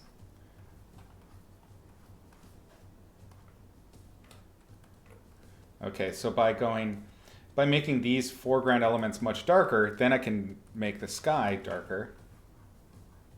And by making the sky darker, I can make that contrast pop of value of the top lit figure stronger. And by knowing that I can do that ahead of time, I'm saving myself time. I'm not hunting and searching for the image. I know how things will behave ahead of time. This is the logic of light and color. This is what I teach. Okay.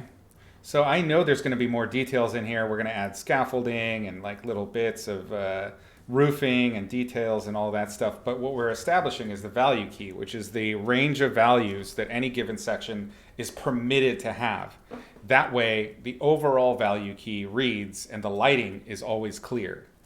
It's going to be, value key decides everything from how your atmosphere behaves all the way down to how details, the details that you can add to your figure, and so that they don't take away from your focal point. Our focal point will be his face and reaction to the stick. The stick is the most primary. So that's primary, secondary is face, tertiary is body, quaternary is the rest of the scene.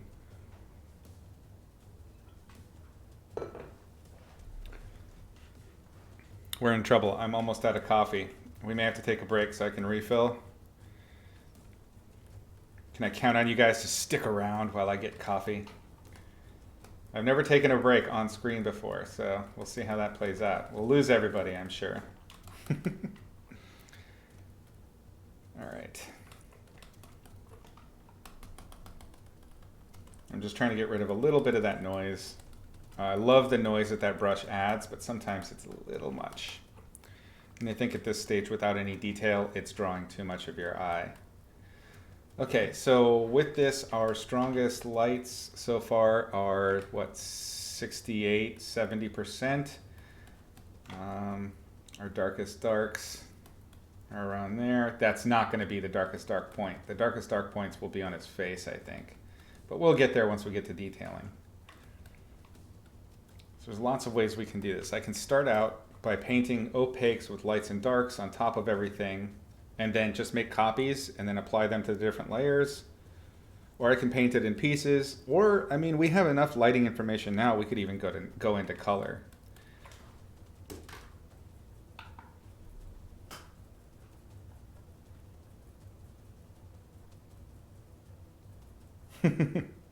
Okay, I will leave you guys for just a moment while I go get a fresh cup of coffee. It'll only take a couple minutes. I will be right back. I will set the BRB boost.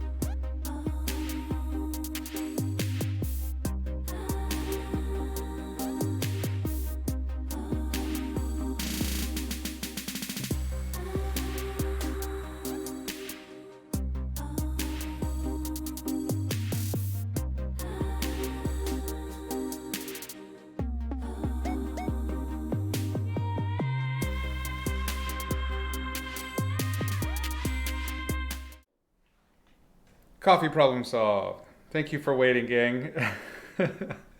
Andre, thank you for the follow while I was away. I appreciate that. Oh, coffee's great.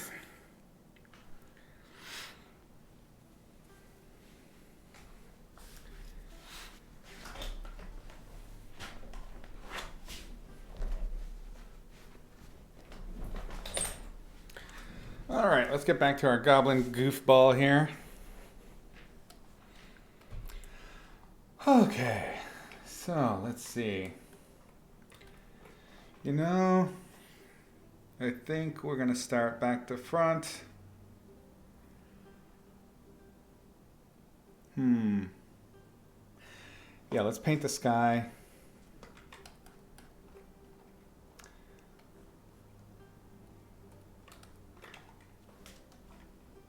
I'm going to grab that other folder or that other image, throw it in here.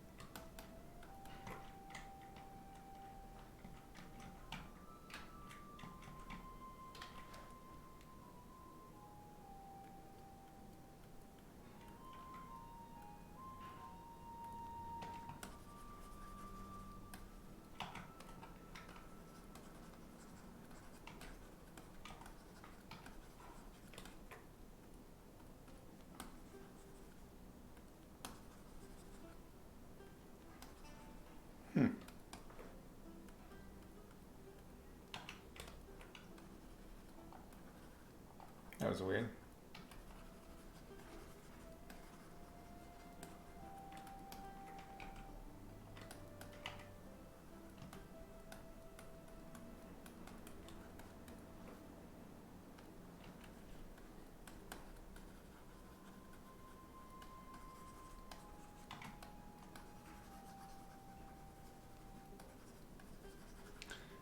I can do this as quick as possible. Just get it out of the way. Just making some arbitrary color decisions now, so that I can cement them. I'm a big proponent of taking chances early, failing fast, and then, you know, sorting it out from there. You can't. It's just like messing up your canvas. You know, get something on the canvas. Because if you're sitting there trying to be perfect from the get-go, you're just going to slow yourself way the fuck down.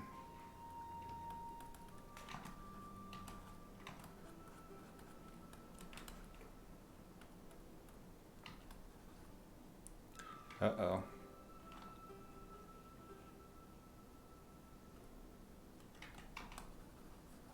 Okay.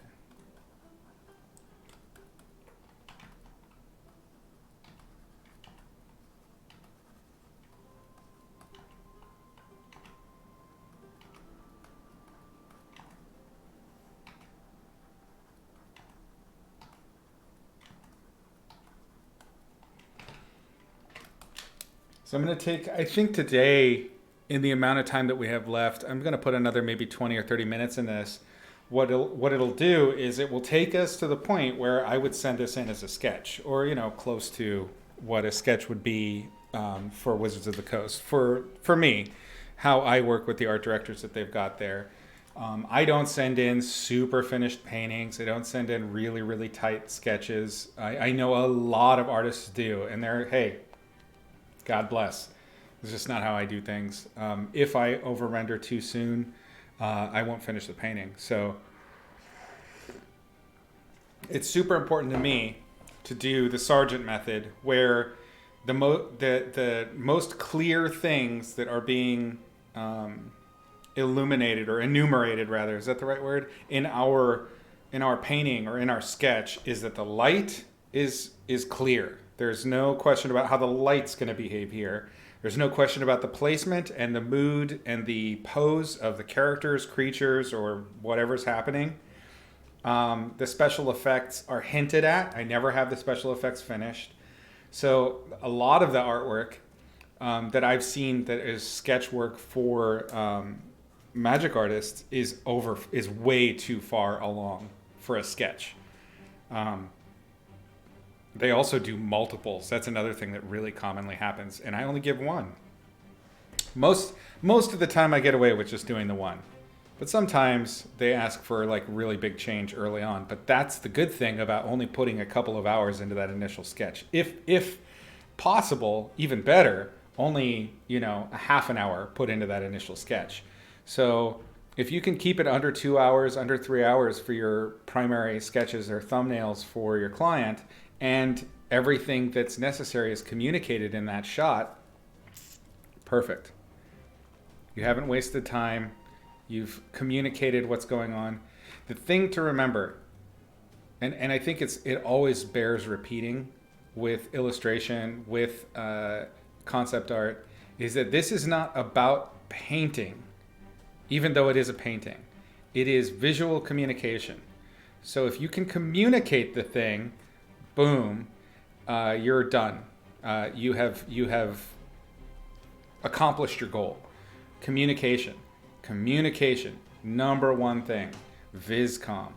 So don't over-render. Don't make it about showing off. This isn't a masturbatorial practice, although it can be at times. What it really should be is you communicating the idea clearly and concisely. This is not the stage I'd send Adelheid. I'd put in more time to actually get the lighting more refined. Yeah, Cypher's got it.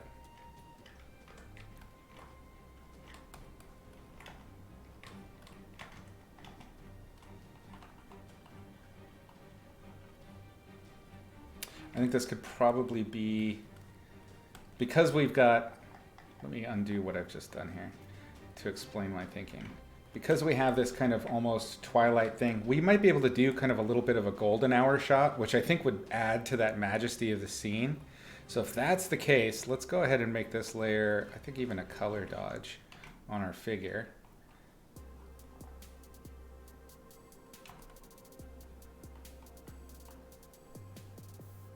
And what I want to do is capture the front side being all majestic-y in that light. Say that the light is coming from the one side. Color dodge is not going to do it. It's just too...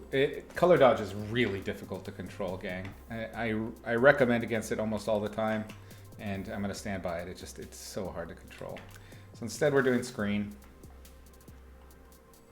And let's even do it underneath the line.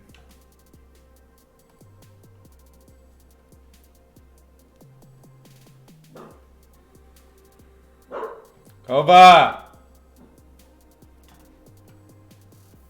I was thinking top down, but now front lighting.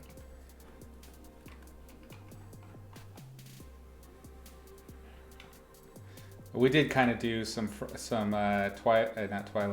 golden hour lighting on a painting recently here on the Twitch. Sorry, I'm repeating myself. I try to avoid it, but I think it just makes sense for this particular sketch.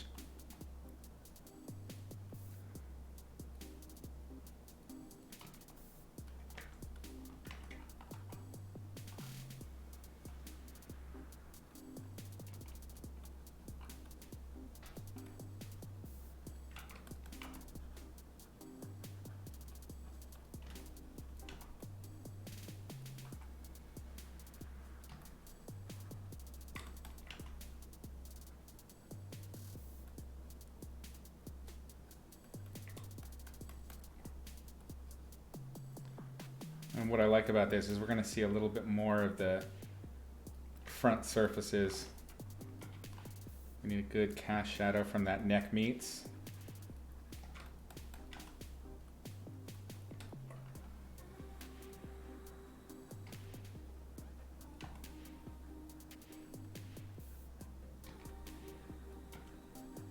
Same thing from the belly meets.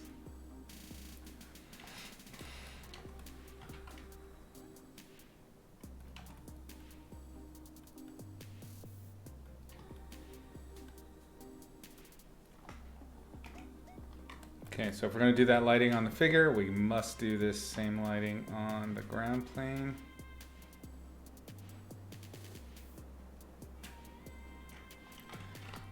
Because that was all painted on the figure, none of it's visible on the garbage. So.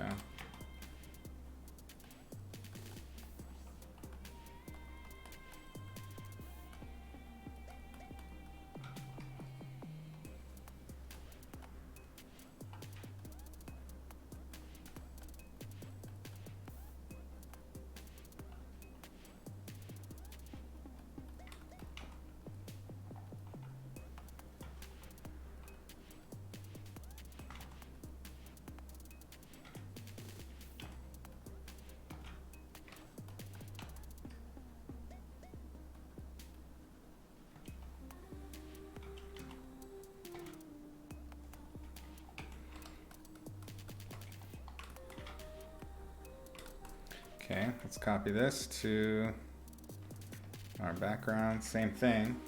Just going to delete what I've done. But because the color of the light source and the direction of the light source are all kind of universal throughout this whole image, I can just copy that same screen layer and then paint it onto the different features. Or put it onto the different silhouettes that I've got established so far in the layers, and I don't need to do anything different.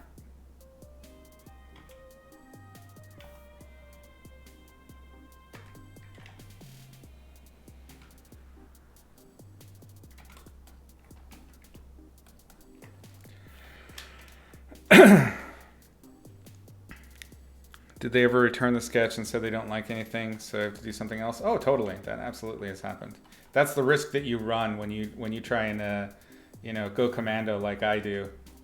When you're freeballing with your illustration, it's entirely likely that you will whiff it. And that's another reason I think that it's a good idea to kind of not be too precious about it and just make something.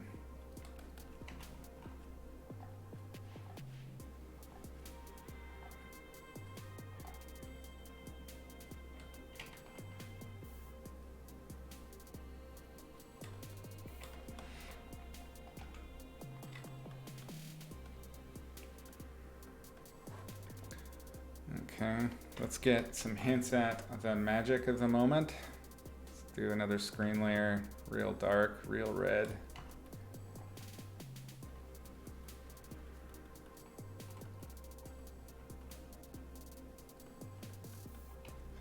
I'll have to be careful with this because I don't want it to look like this stick is on fire. I need it to look like it's crackling with magic. So that's probably going to be a later stage definition. Right now I just need to make it clear that it's glowing.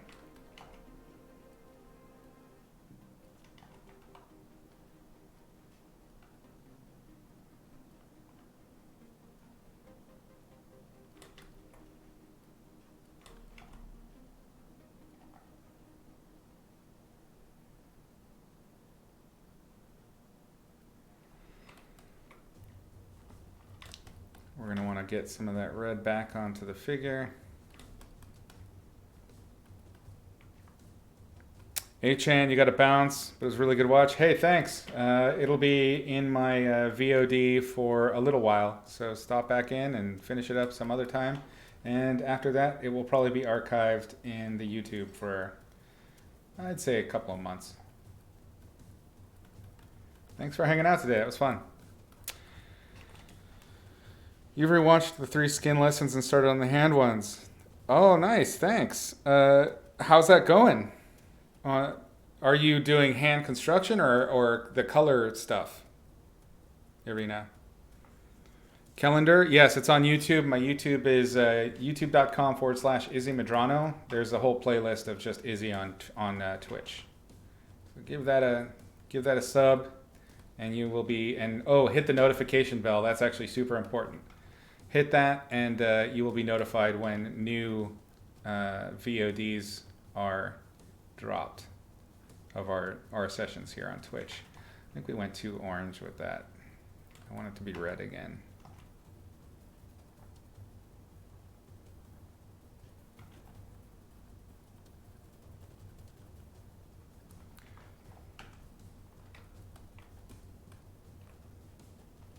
We're going to change the local color a lot, I think, as we go through this. We have the lighting figured out, but now I think the local color is just kind of not doing it for me. Let's see what else we got here.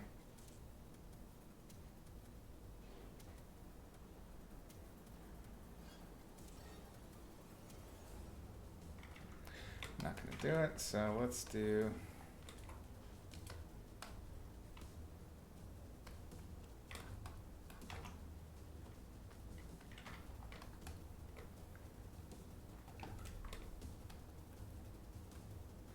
Just learning the anatomy from the first of the hand lessons. Oh, nice. Yeah, it's a load of info for the for hands. Hands are tough. They're one of the hardest things to paint. They're up there with horses, as a ADSR thug would say. How's the Patreon restructure coming along? It is coming. I am basically settled on what it is I want to do. The part where I'm really stuck is in pricing structure. I want to make sure that it feels fair and reasonable and valuable at the same time. And I also want to make sure that I'm not wasting a shit ton of time on things. Like I want to maximize the effective time that we have together. And so I'm really focusing on making sure that it's Twitch oriented in order to get the most out of those interactions. So it's just going to be pricing right now. For sure, we're having a crit tier where once a month I will have 1 or 2 shows devoted just to giving crits to patrons that are supporting me at that level. It's the next level up that needs to be refined, and it's the pricing. So that's where I'm stuck right now. And again, that's an open conversation that we're having on the Discord. If you want to join the Discord and hang out with the art community there, most of the people on here right now are there.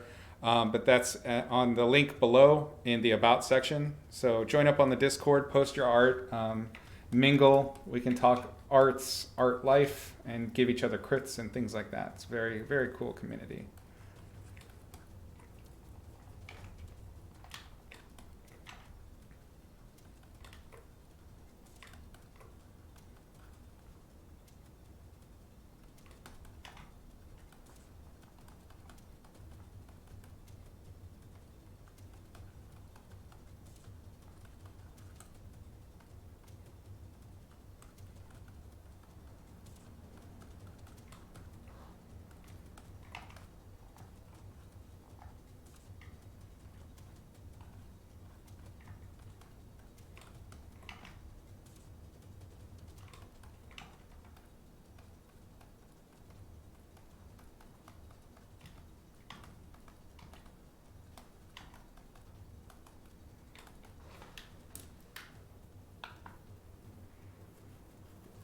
You did a project with 2 horses? Nice. I also mentioned in the skin lessons that I planned an episode for facial expressions. You know, I don't think I ever did get around to the facial expressions one. Yeah. That'll have to be one of those a la carte ones that I build sometime in the future. The problem with facial expression stuff is it's going to be like 80% anatomy and then 20%, probably 40% animation and understanding that stuff. So it's the expressions lesson is really like 4 lessons. So it'll have to be a series that I'm going to have to sit and put together. But it's very valuable stuff, and there is logic to expression too. The shorthand for now, though, in the meantime, is just make sure you're making the faces and take pictures of it and post them on the Discord. Reference, reference, reference. God of refuse, yes.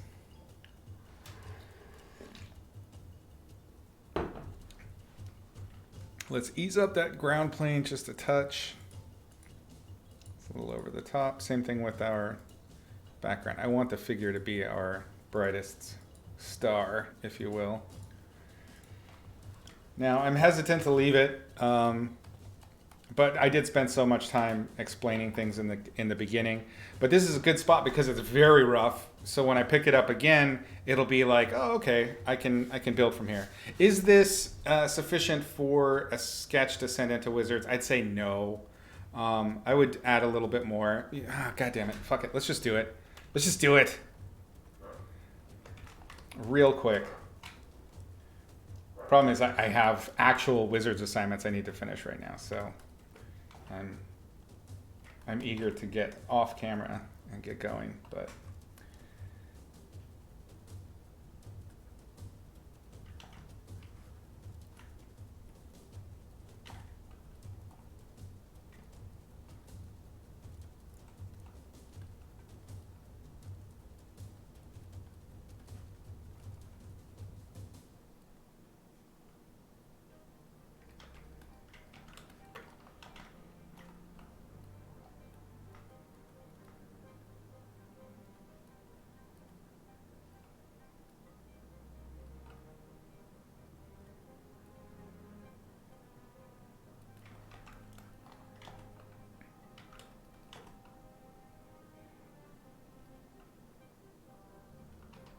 oops, too big, too big.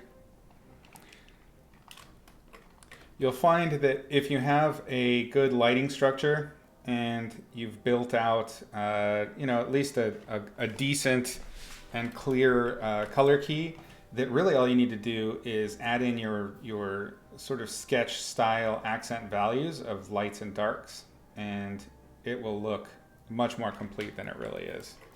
But that's because you've done a lot of big, major decision making early on.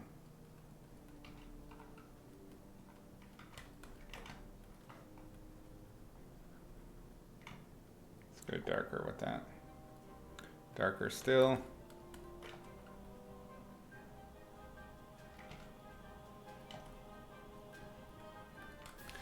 Accent values are the lightest lights and the darkest darks. So what we're doing is we're just carving out those shapes to make it clear what's overlapping what details are where.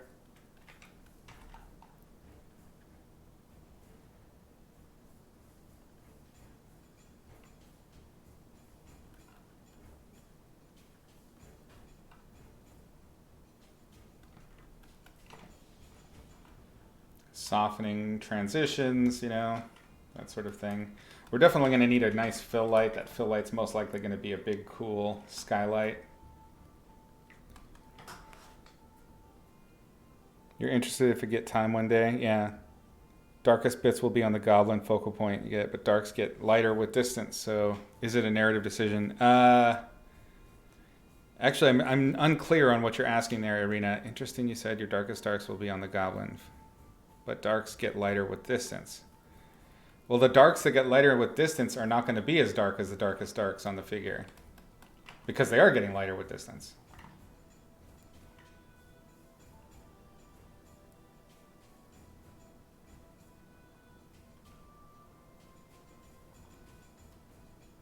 Oh, you're talking about the darks on the ground plane, up close?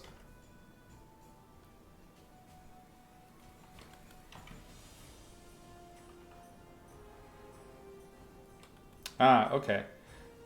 What you'll do then is, remember that accent values are where you're going to be punching darks and lights that are going to be emphatic in the value key of that area.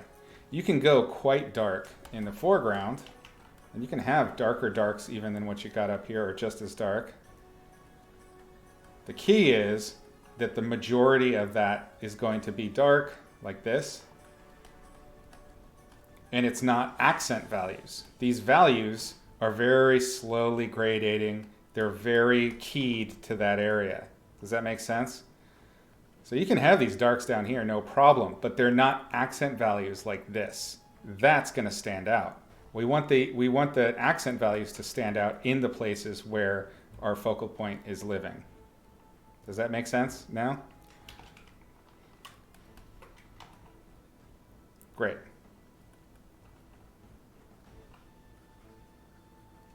And what I like about doing this on an overlay layer, or not an overlay layer, but a normal layer, opaque, above everything else, is I don't need to worry about edges. I'm not worrying about the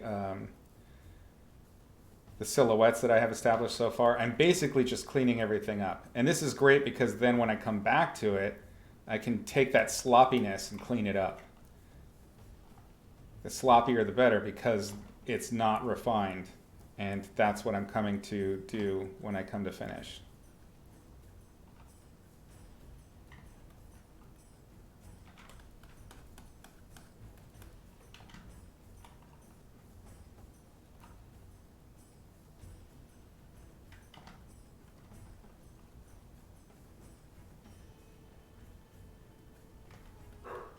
Kova!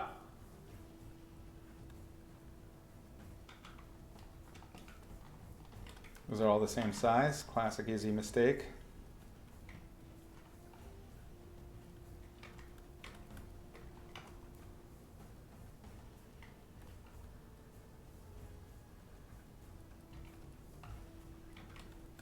Okay, let's add that.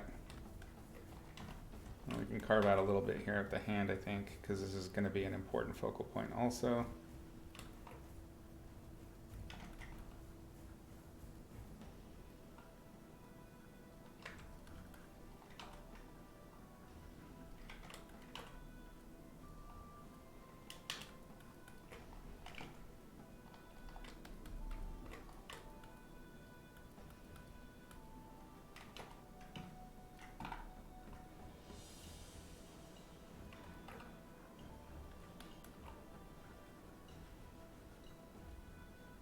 See how I'm knocking back these accent values that are back here by combining that, by creating a value key that's a little bit darker overall.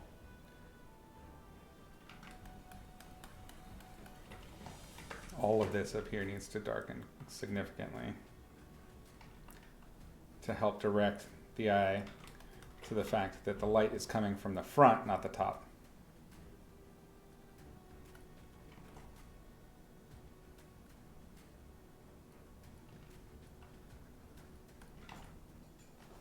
Makes sense? Okay. How are we on time? So 4 minutes.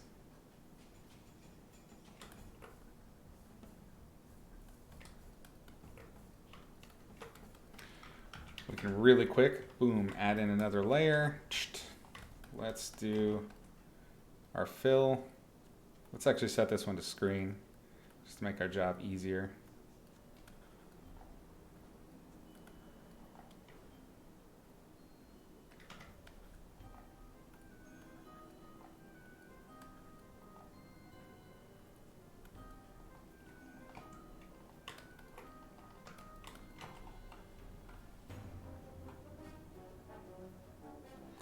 And as I've always said, when it comes to creating three-dimensionality with your characters, or actually anything in your environment, in regard to the logic of light and color, you need a minimum of 2 lights, ideally 3, and it will create roundness in your figure.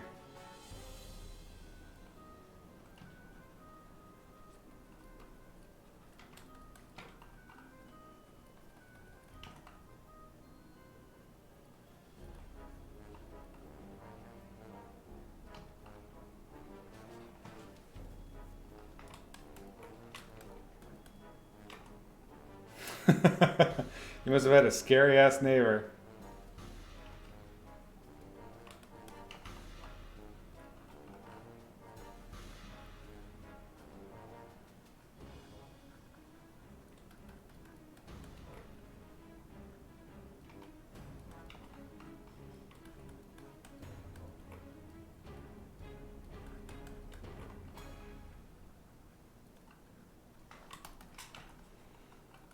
And here, Arena, this is going to also unify our value key.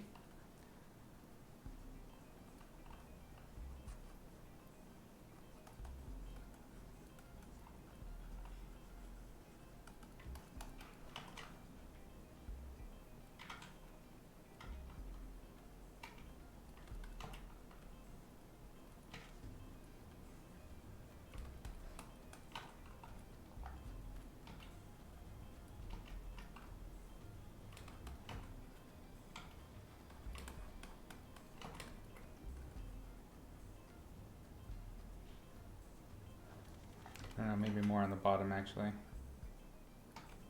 Atmosphere, atmosphere, poop, poop, poop.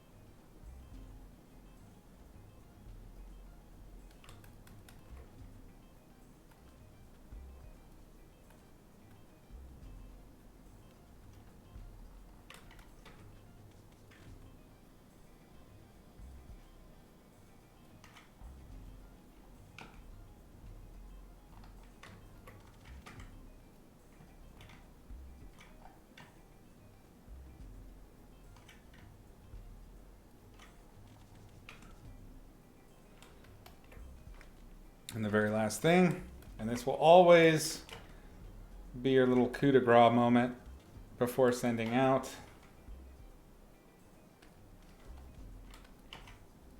Speculars.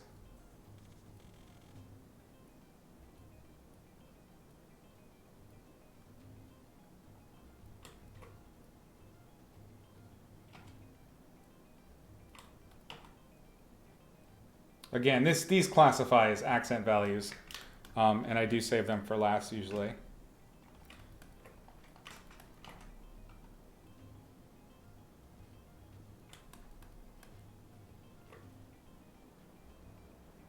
No, I have no problem with adding the darkest darks to the foreground. What I'm trying to do is prevent the darkest darks against anything that's going to break their relative key. So these down here can be much, much darker. In fact, they are darker than a lot of the values up here, you see? They are darker. But the value relationship that they have is keyed so that they don't feel overly dark.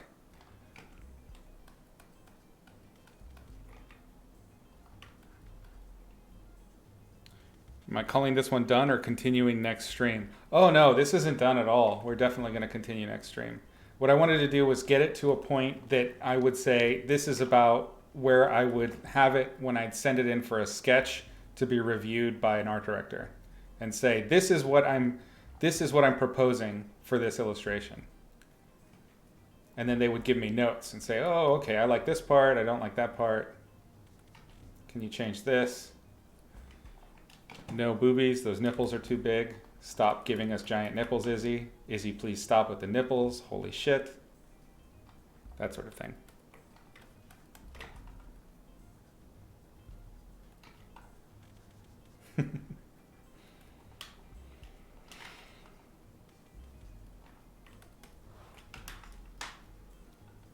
No boobies, Pepe hands.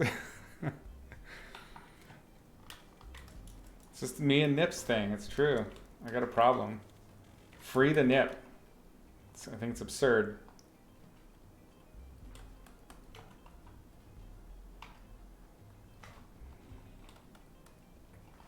Okay.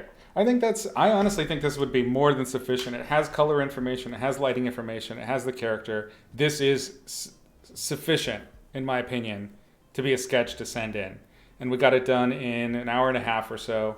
A little bit more, almost, I'd say, hour, 45 minutes. This is my big push for you guys, is to try to get your major decisions done in that first hour, in that first 2 hours, whatever it takes. Just get the major decisions out. I just needed to unify these values here. So it was clear that that's all tummy and it's all one smooth, roundy shape. So when we get back on Monday, so for those of you that don't know, I stream Mondays and Wednesdays at 3 p.m. Pacific Standard Time and Saturdays around noon for a couple of hours. Usually they're 2 to 3 hour sessions. So come on back, hit the follow, hit the subs, do all that stuff. But when we come back on Monday, what I'll do is we'll look at this and I'll see the parts that are just scribbles and just are notes for the future. And then I'll start planning out how I'm going to build that out. And that's when the real work begins, because now this is the fun, easy part. We're just like, oh, it's going to be this and that, and whatever. It's going to be fun, la.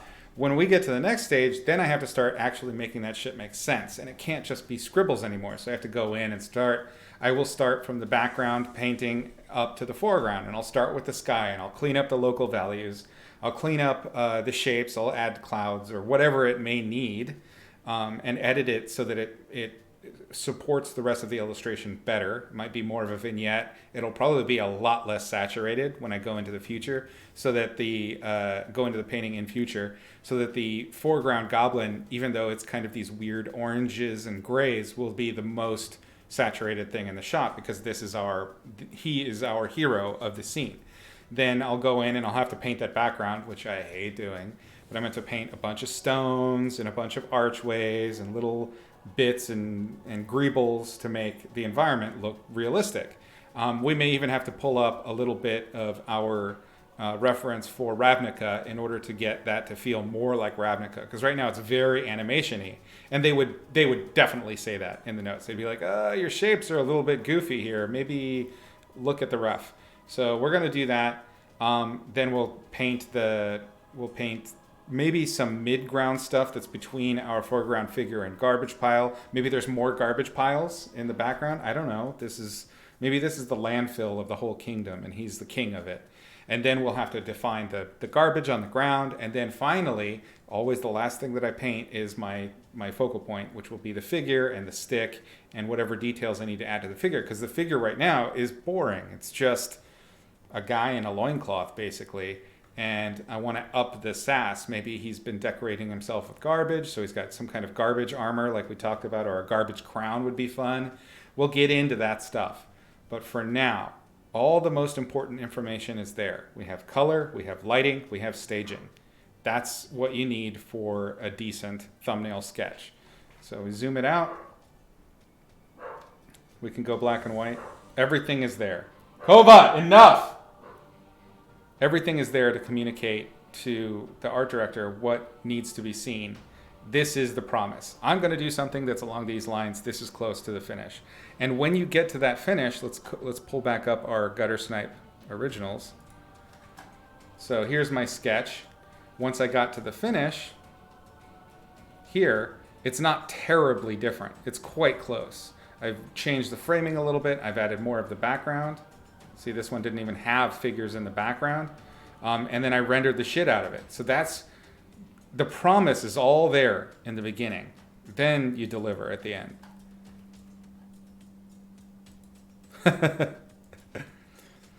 Thanks, Edgar. Yeah, Kova's on medication right now, a lot of medication, because she's got severe skin allergies, and she's just been impossible.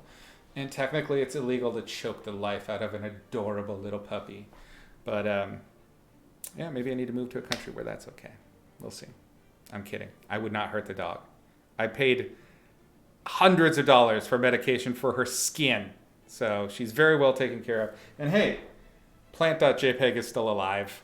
So that counts for something, doesn't it? You can trust me. Glad you like the content. Thank you all for hanging out. It was really fun. It was good to do a more full educational session. I like doing these every now and then amongst just the painting and having fun. But yeah, I got to get back to it. I got to go and do go do actual sketches. So I'm going to do what I'm doing right now, but for real, for money. I wish I could do it. I wish I could do it live, but you know, NDAs and all that sort of stuff. So we got to keep it super, super, super secret. Thank you all for hanging out. We'll see you on Monday at 3 p.m. That's right, 3 p.m. Pacific Standard. You take it easy. It was fun chilling. Catch you next time. Until then, paint smart, paint sexy. I'm Izzy, a professional writer, concept artist, and illustrator. I've taught painting for a dozen years or so, on and offline. Many of your favorite illustrators and designers have studied with me or under me and have gone on to teach in their own right. You're here because, like they did, you want to learn to paint realistically for illustration or concept art. Well, worry not. You're in the right place. Grab a seat. I want you to join me as I explain all the aspects of image making in extremely digestible and clear monthly lessons. Not through the lens of silly how to paint hair or eye demos. That shit is carnival tricks. And you're not really learning anything except an exact way to render one thing in one manner. This is painting mysticism at its worst. Watching these kinds of exploitative lessons won't help you level up with your understanding. Sure, now you can paint sparkly hair, but what if you want to paint a dragon, or figure out how to render a sea of fire, or depict a one-eyed transgender space marine dying in the vacuum of space? Painting and image making are tools of communication, and can be learned by anyone willing to put in some time. Like grammar is for language, light, color, and form literally follow a formula. Painting well is not a matter of chicken bones, zombie crackers, and the ever-dismissive concept of talent. Learning with my series, Izzy's Logic of Light and Color, will give you the tools and understanding so you can analyze light and form in reality and bring it to life in your work. Using this simple system I have distilled will help you harness your art to share your ideas as you've always intended. When we are children, we all draw in symbols. Symbols for our house, our hands, the sun, the grass, our pet lobster. As we grow into artists, we must learn to throw away symbols and begin to draw and paint what it is we actually see. And as we grow further, we learn to paint beyond what we see and what is actually there. Until finally we move beyond this and learn to trim away what is actually there so we voice only what we want. With me, you're going to have to buckle in and maybe take some pain meds, because I'm going to rip out your normal person's eyes and replace them with a painter's eyes. I'm going to restructure how you see and how you understand what you're seeing. I'm going to turn you into a painting machine. Truly, anyone can learn to paint realistically if they can both determine what they're seeing or imagining with basic and straightforward rules. Once you understand the mechanics of light, color, and form in reality, you will have the capacity to paint anything you can see or imagine realistically. After that, the real fun begins. Here are some of the ways you can join me and master the logic of light and color. The very first lesson of my series is totally free on my YouTube channel. In that lesson, I give you the 3 primary rules of light that are the very foundation of painting and understanding light itself. If you do nothing else to make your painting mastery easier, at least watch this amazing little lesson. It will do more for your basic understanding of light than just about any tutorial you can find. When you're ready to get deeper and you feel like you have those first rules figured out, allow me to utterly blow your mind with the next episodes available on Gumroad and ArtStation. As we go deeper into the rules underlying the logic of light and color, I carefully and simply explain important and interesting elements. From beginner to pro, there is an amazing amount of information available. Each concept has been distilled into the clearest explanation you're likely to find anywhere. Like episode 2, where we cover the atmospheric effect and how that relates to light, scale, and distance of objects in reality, and how to render it. Or episode 3, where I hand over the ultimate key to controlling value in your paintings. Episodes 5 through 8 are all about rendering materials. Want to understand the logic behind rendering metal, leather, hair, transparency, damn near anything. I even cover the logic behind painting special effects like fire, neon, or lightsabers in later episodes. The lessons just get deeper and more detailed as I build on the foundations covered in preceding episodes. The 10th gives you the most important rule of composition you'll ever learn to keep your images interesting. The next few episodes cover important painting techniques like my edge control ninjutsu or simplification with the large to small system. We dip a toe in color theory, devote a few episodes to finishing full-blown illustrations utilizing the techniques we've learned so far. Some episodes, like the lighting game or Advanced Exercises 1, the shirt, present cheap, valuable, and practical exercises to give you explosive growth in your development. Episodes 22 through 25 cover painting and illustration, just like I do for Magic the Gathering, from assignment and inception to signing the painting at the end. Each one is full of tips, knowledge, everything to make working as an illustrator easier. Did you enjoy learning how to paint basic materials? Metal, wood, and such? I got 3 whole episodes devoted to the intricate logic behind painting different kinds of skin. After that, more lessons devoted to pumping life into your portraits and original methods for accurately drawing faces out of your head.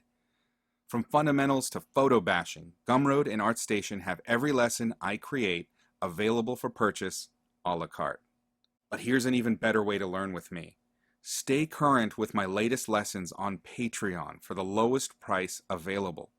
Monthly support gets my student that month's lesson, a critique or paint over of their finished work, a discount code for 25% off the entire Gumroad archive, and access to the Logic of Light and Color Discord community, where we plan future lessons, share knowledge, and learn together as a team. The absolute best method is to join my Patreon classroom at the Student Plus tier, where you'll get everything I just mentioned and a free episode from the archive every month to accelerate your mastery at your own pace. You've decided to take control of your painting and master Izzy's logic of light and color. Now it's up to you to choose the path that's best for you. I'll see you on the flip side. Paint smart, paint sexy.